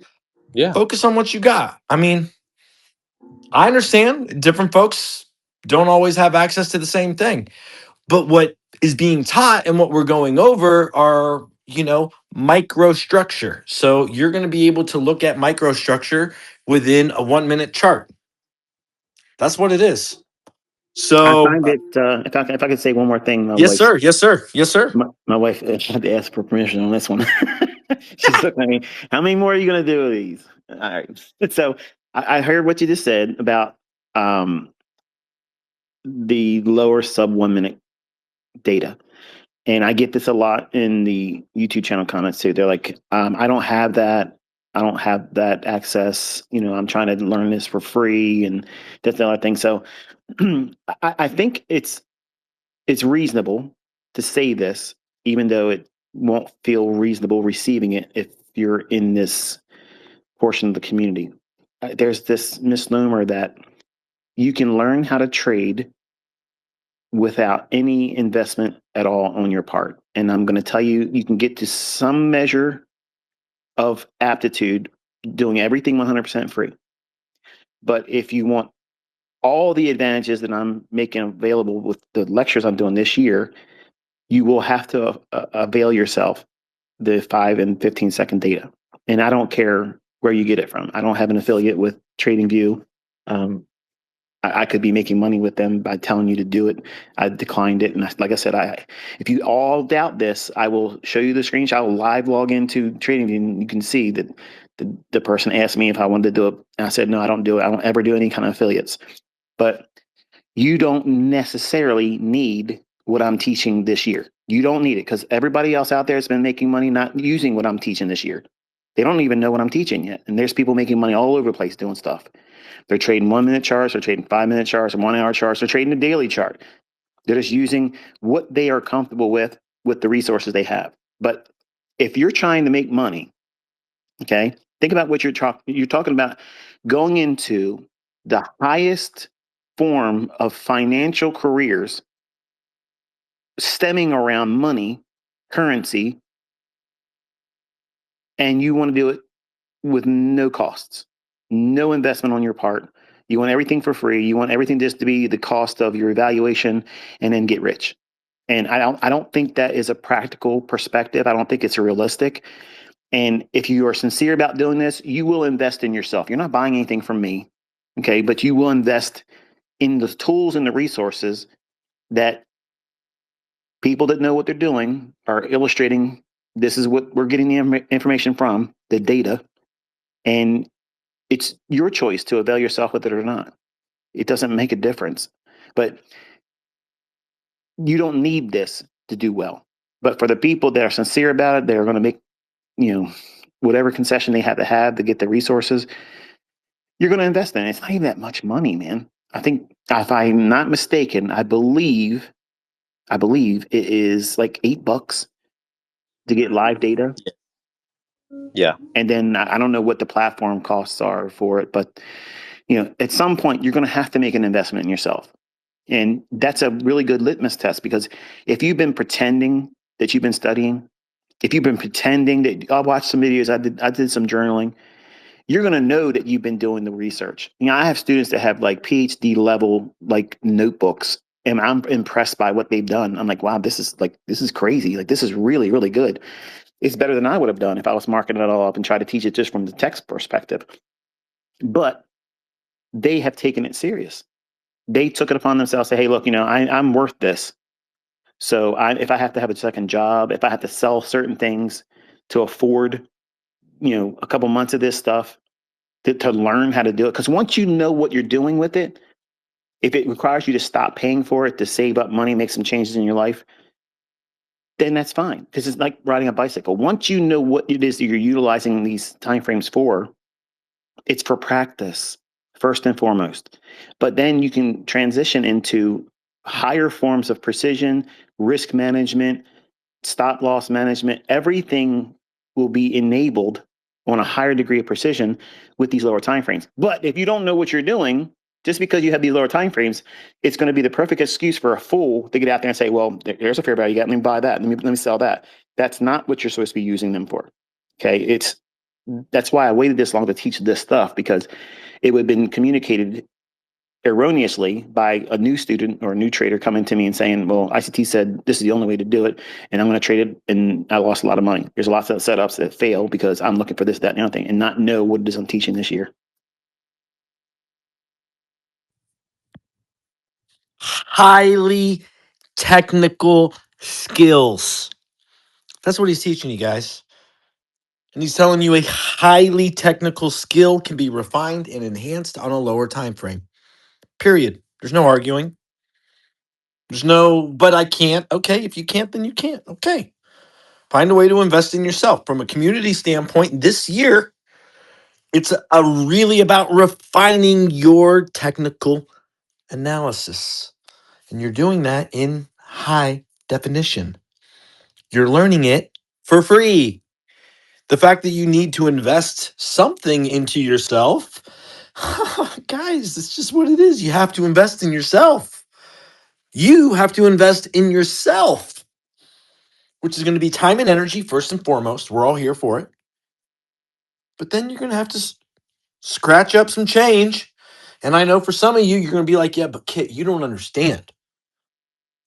And I'm just going to say, I lived in a third world country voluntarily from 18 to 25. So I do understand. I do. I know it's rough in the streets.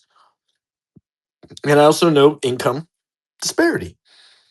But you got to do what you got to do. And that's it. That's it. And then you show up and you're ready to play, and let's go. High five. We're on the same team. Let's go.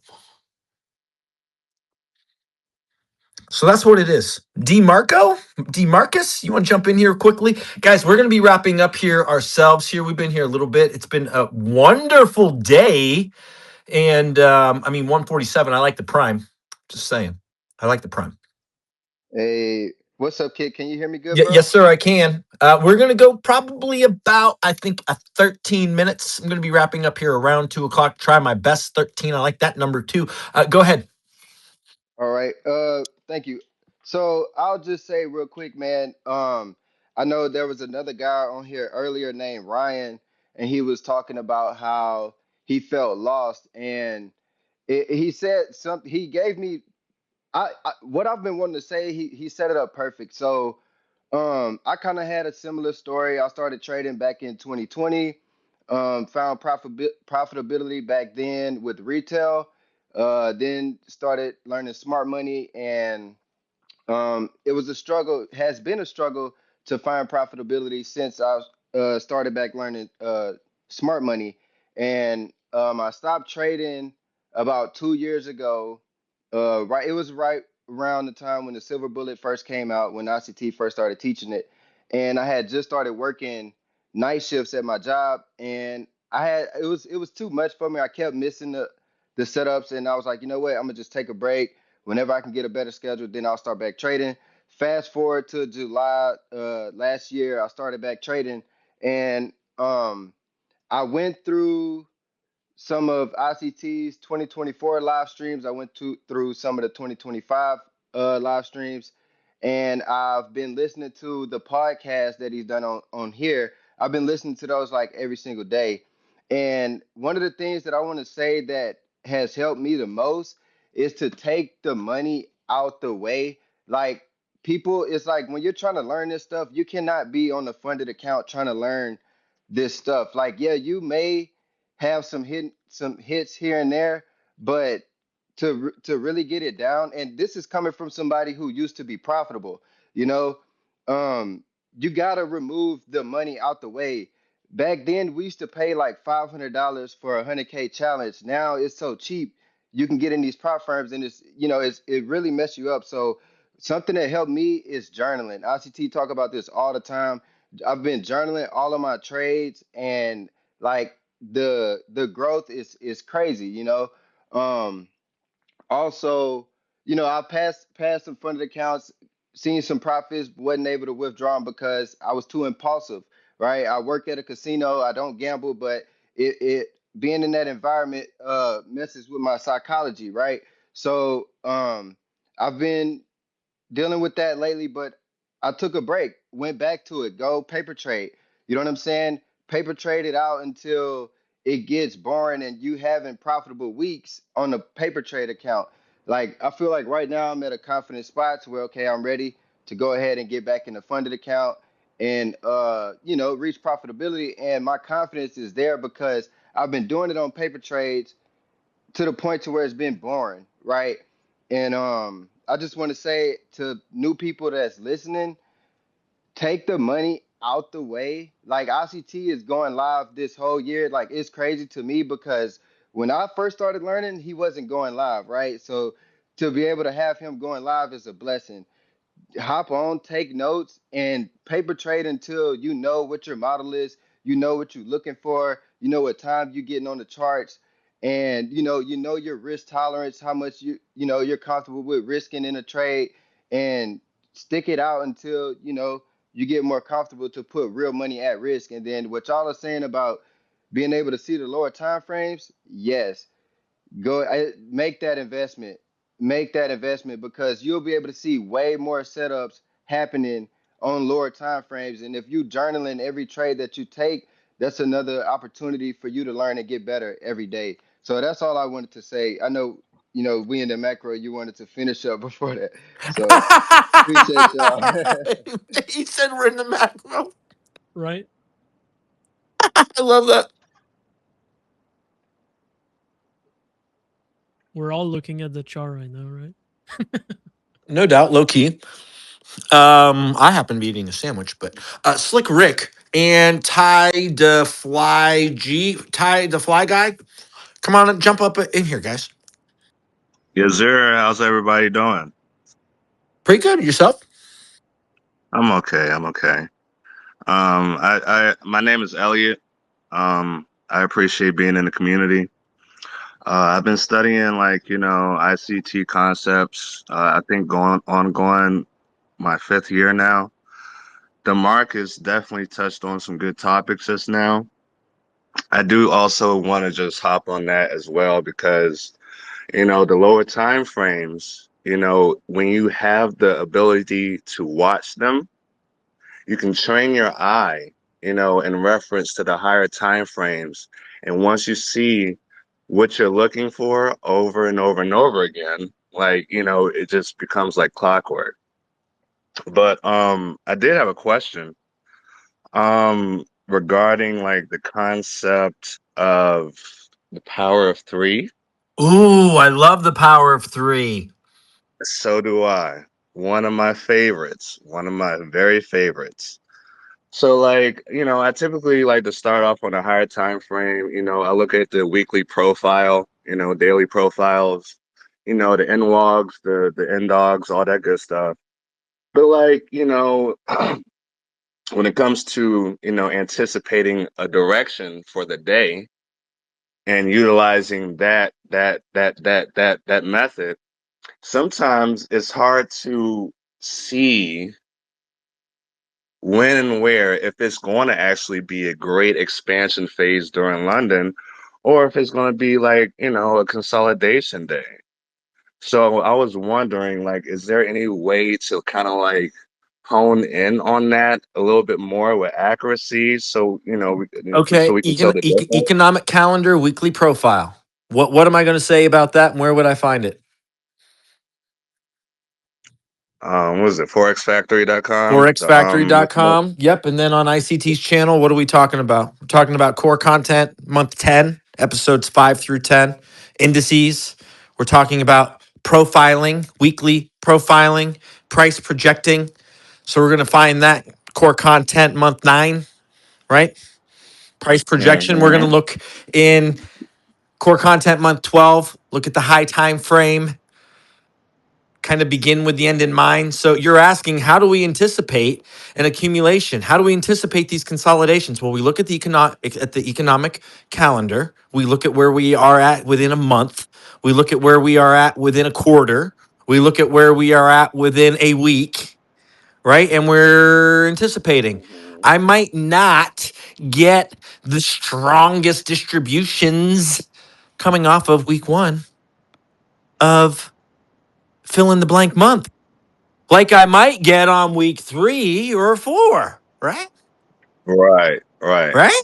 So the accumulation is Hmm. naturally going to be typically towards the beginning of our open, of what our open range is, of our point of reference, in which is open. Right now, what are we dealing with right now? February. What are we dealing with? Yearly open, quarterly open. We're in Q1. We're in month 2. So we have month 1. Hmm. Now we're in month 2. So we're at the beginning of month 2, which isn't going to be as frisky maybe as the end of month 1. End of month 1 sure the fuck was, wasn't it? Little black swan event in the metals, right? Got a little squirrely there at the Yeah. end. So Hmm. anyway, point being, at the beginning of the month, we have, so we're month 2, quarter 1 within the year. So how do we anticipate accumulation? Well, we start looking at AMD and we start looking at where we're looking at in for way of the opens. We got a monthly open, we got a weekly open. That's what we're consolidating right between right now on NQ, isn't it? Monthly open and a weekly open. Go figure. How do we get on side with understanding these open ranges? We go back to gaps. Why? They're bigger. Why? Because they're draws. Why? Because they On propagate and liquidity. then they mitigate. That means price has to go into them once they form and then it will leave. That's going to give us an idea. So if it's a gap and go, that's a model, right? If it's a we open and there's a gap and price retraces back to a previous close, that's a model. Don't we have 3 session a day too? Ooh, I love that. AMD, Yes, Asia, sir. 3 London, seconds. and New York. I know David, his FX for living model, very, very, very much based on Yeah, ICT's that's a teaching, is classic incorporating. day, right? Yeah, do you want to pretty please elaborate a little bit on that model with the ICT based model that you trade, I buddy? mean, it is the classic day basically, Like so I started on Euro USD with that model specifically. So Asia session, London session, and basically New York the next day. I mean, overnight, right? So yeah, it's pretty much that. Like that's the par of 3 of the day, right? And that's what I was trading, and I'm still trading it. So Yeah, I love that. I just want to add, I mean, one of the look back ranges for the FX for David in the model he utilizes is a 9-hour look back, right? yep, So you're looking at the FX open of 1700 and then you're looking at 2 a.m., correct? 2 a.m. Yep. Yeah. Interesting timing. I want to add one of my favorite time frames to look at, and it's reflected in ICT's models, and a lot of folks don't think about it, but it's the way in which specific candles open, and that's the 11-hour chart. I like the 1600, I like the 1800, I like the 5 a.m. I like the 11 o'clock, the 11-hour range. It's fascinating. It goes back to so much of what ICT is taught in the way of the central bank dealers range, the Asian range, where and how we're looking at midnight and the swings that are coming out of midnight. Like today on NQ, I can't believe it. The 61.8 of a previous week is on midnight. Go figure. Can you believe that? Time and price, right? It's wild. I mean, So it's. I mean, it's there every day. Like it is, buddy. It is. We're at 2 o'clock, so we are right. We are freshly at the half of a macro here, going into the 4 hour, you know, close into the open. See, that's something else when we talk about macros. I want to end on this note. Macros, I like macros that have that multi time frame confluence to it. 1400 is a good example, right? with a 4-hour candle opening and closing, with it being the 50-10 of simply one single hour, but that one single hour can have this reverberation into the market that has a higher time frame distribution. So therefore it's interesting to me. I have a question. Yes, sir. Another one. Yes, sir. So, when I hear a lot about the hourly macros, like the 10 minutes before, the 10 minutes after, but I haven't like, dive Studied into it. that Yeah. subject. Yeah. So like could you like, touch on it a little bit for me? I would definitely appreciate that. What's this thing ICT calls 50-10s, right? Is that the question essentially? Like I heard of this thing. It's called the internet. Once it gets popular, it might be used by some Yeah. folks. I can Google it. I can Google it. No, I no, hear no, you. no, no, no. I got you. It's a good question. It's a good question. It's a good question. What's the important of the 50-10? Short, easy answer. Fractal delivery. Fractal delivery. And when we look at the hourly, I think it's super interesting. ICT, he asked the question in the live stream or in Trader Roundup, but I'm not sure. But how long is New York? Does anyone know? How long is the New York session? How many hours? How many minutes?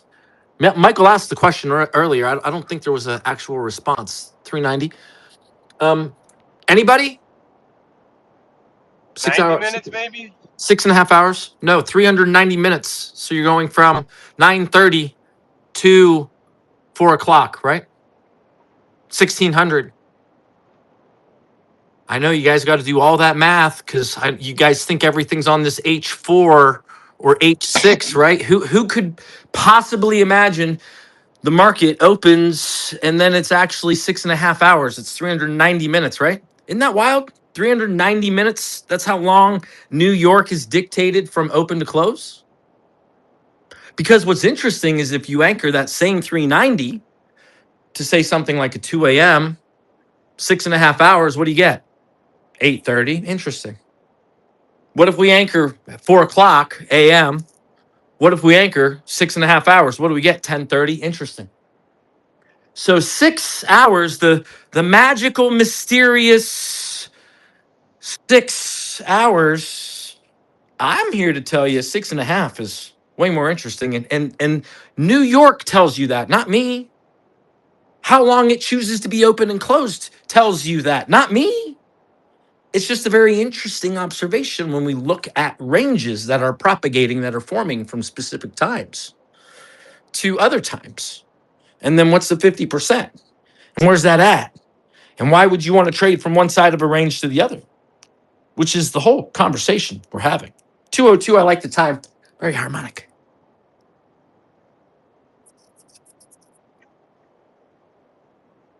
Anyway, I think we found a place to kind of leave it. Just because we're going to be back, we're going to be doing more of it. It's recorded.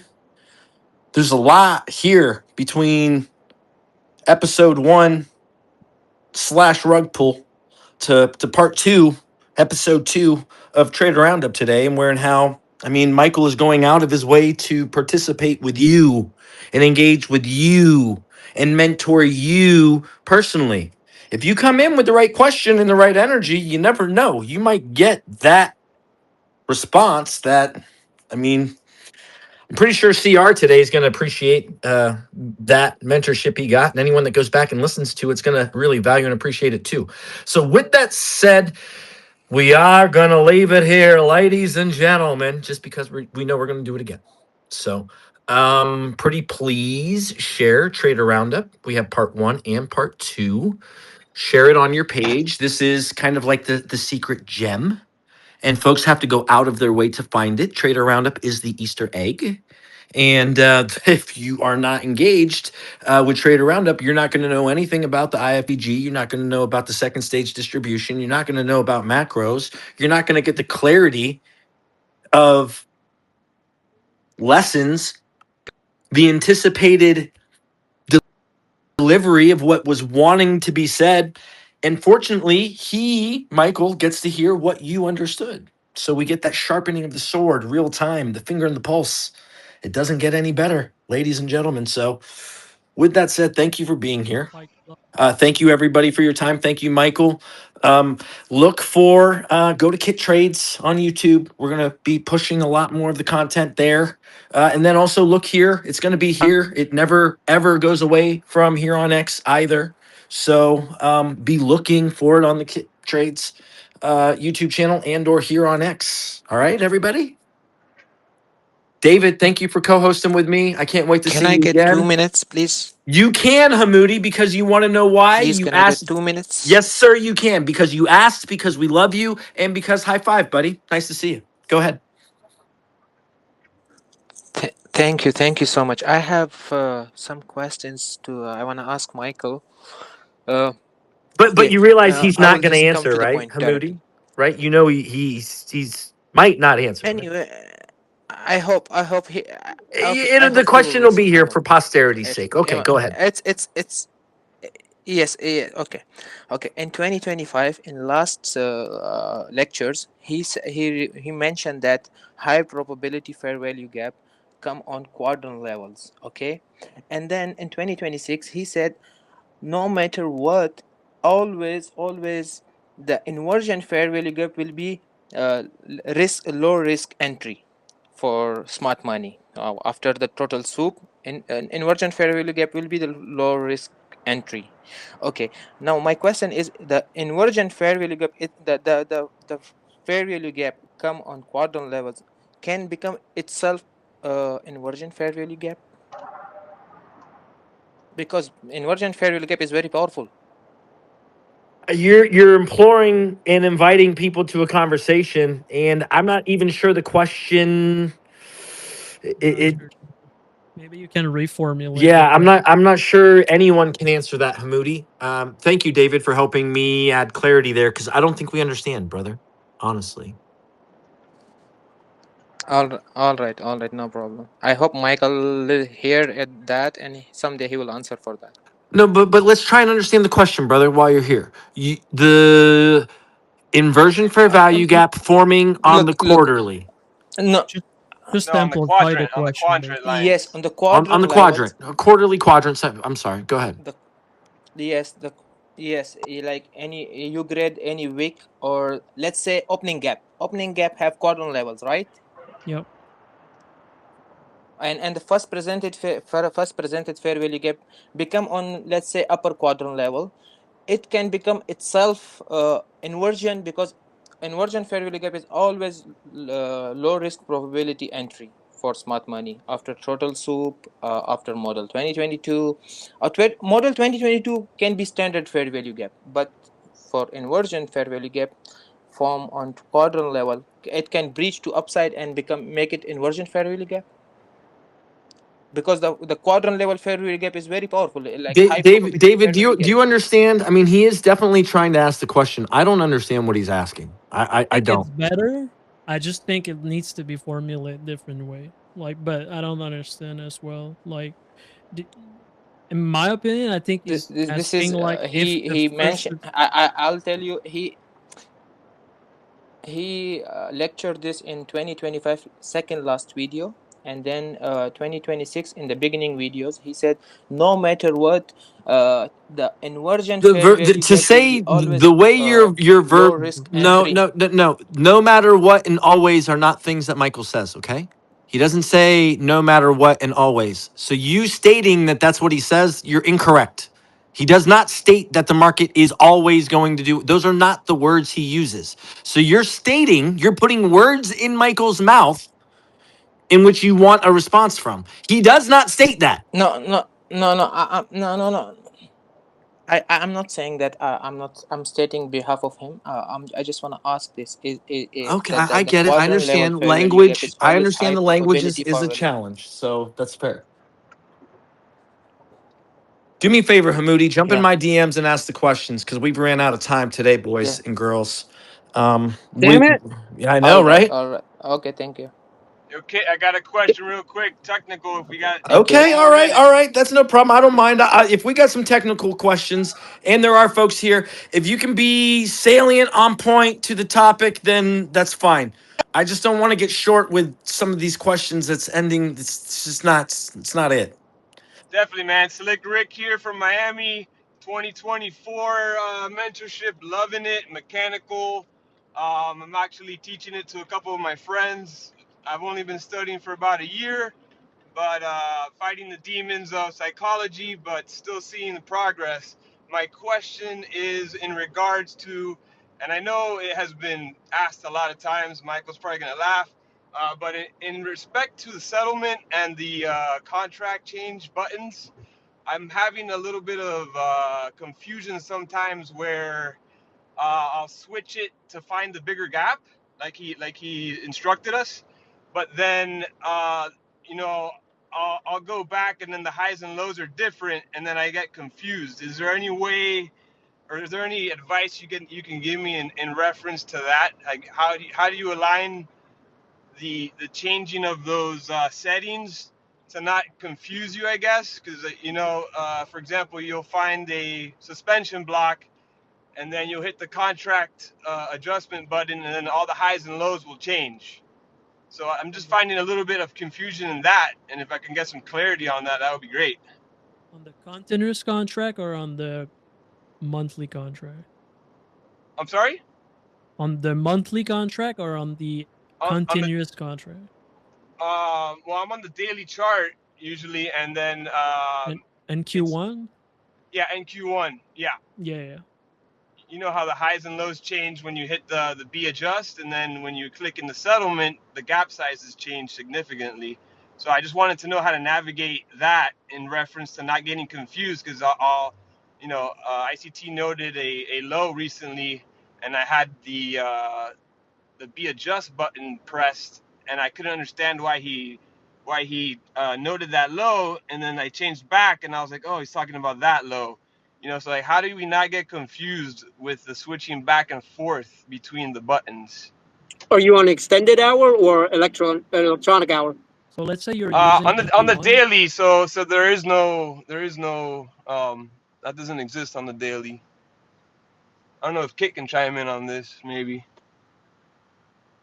If you're using like NQ1, you can go in your setting in symbol, and there's like an adjust for contract change there. Like you can check mark, and there's like an question mark like logo. You can read about it and understand a little bit better how they overlap these contract change on a continuous level. Right. No, I understand that. And ICT taught us to look for the largest gaps, but I'm really asking about the adjustment button where the highs and lows change, and that throws off your analysis basically. So like, how do you know when is proper to use each one, if that makes any sense?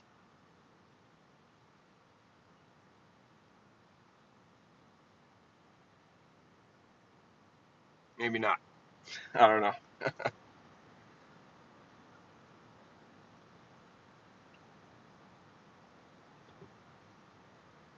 Hey, Kate, you're muted in case you're trying to talk. Pose the question on Twitter, okay? Send me a screenshot and ask me the question, and I'll respond to you. All right, sounds good, Mike.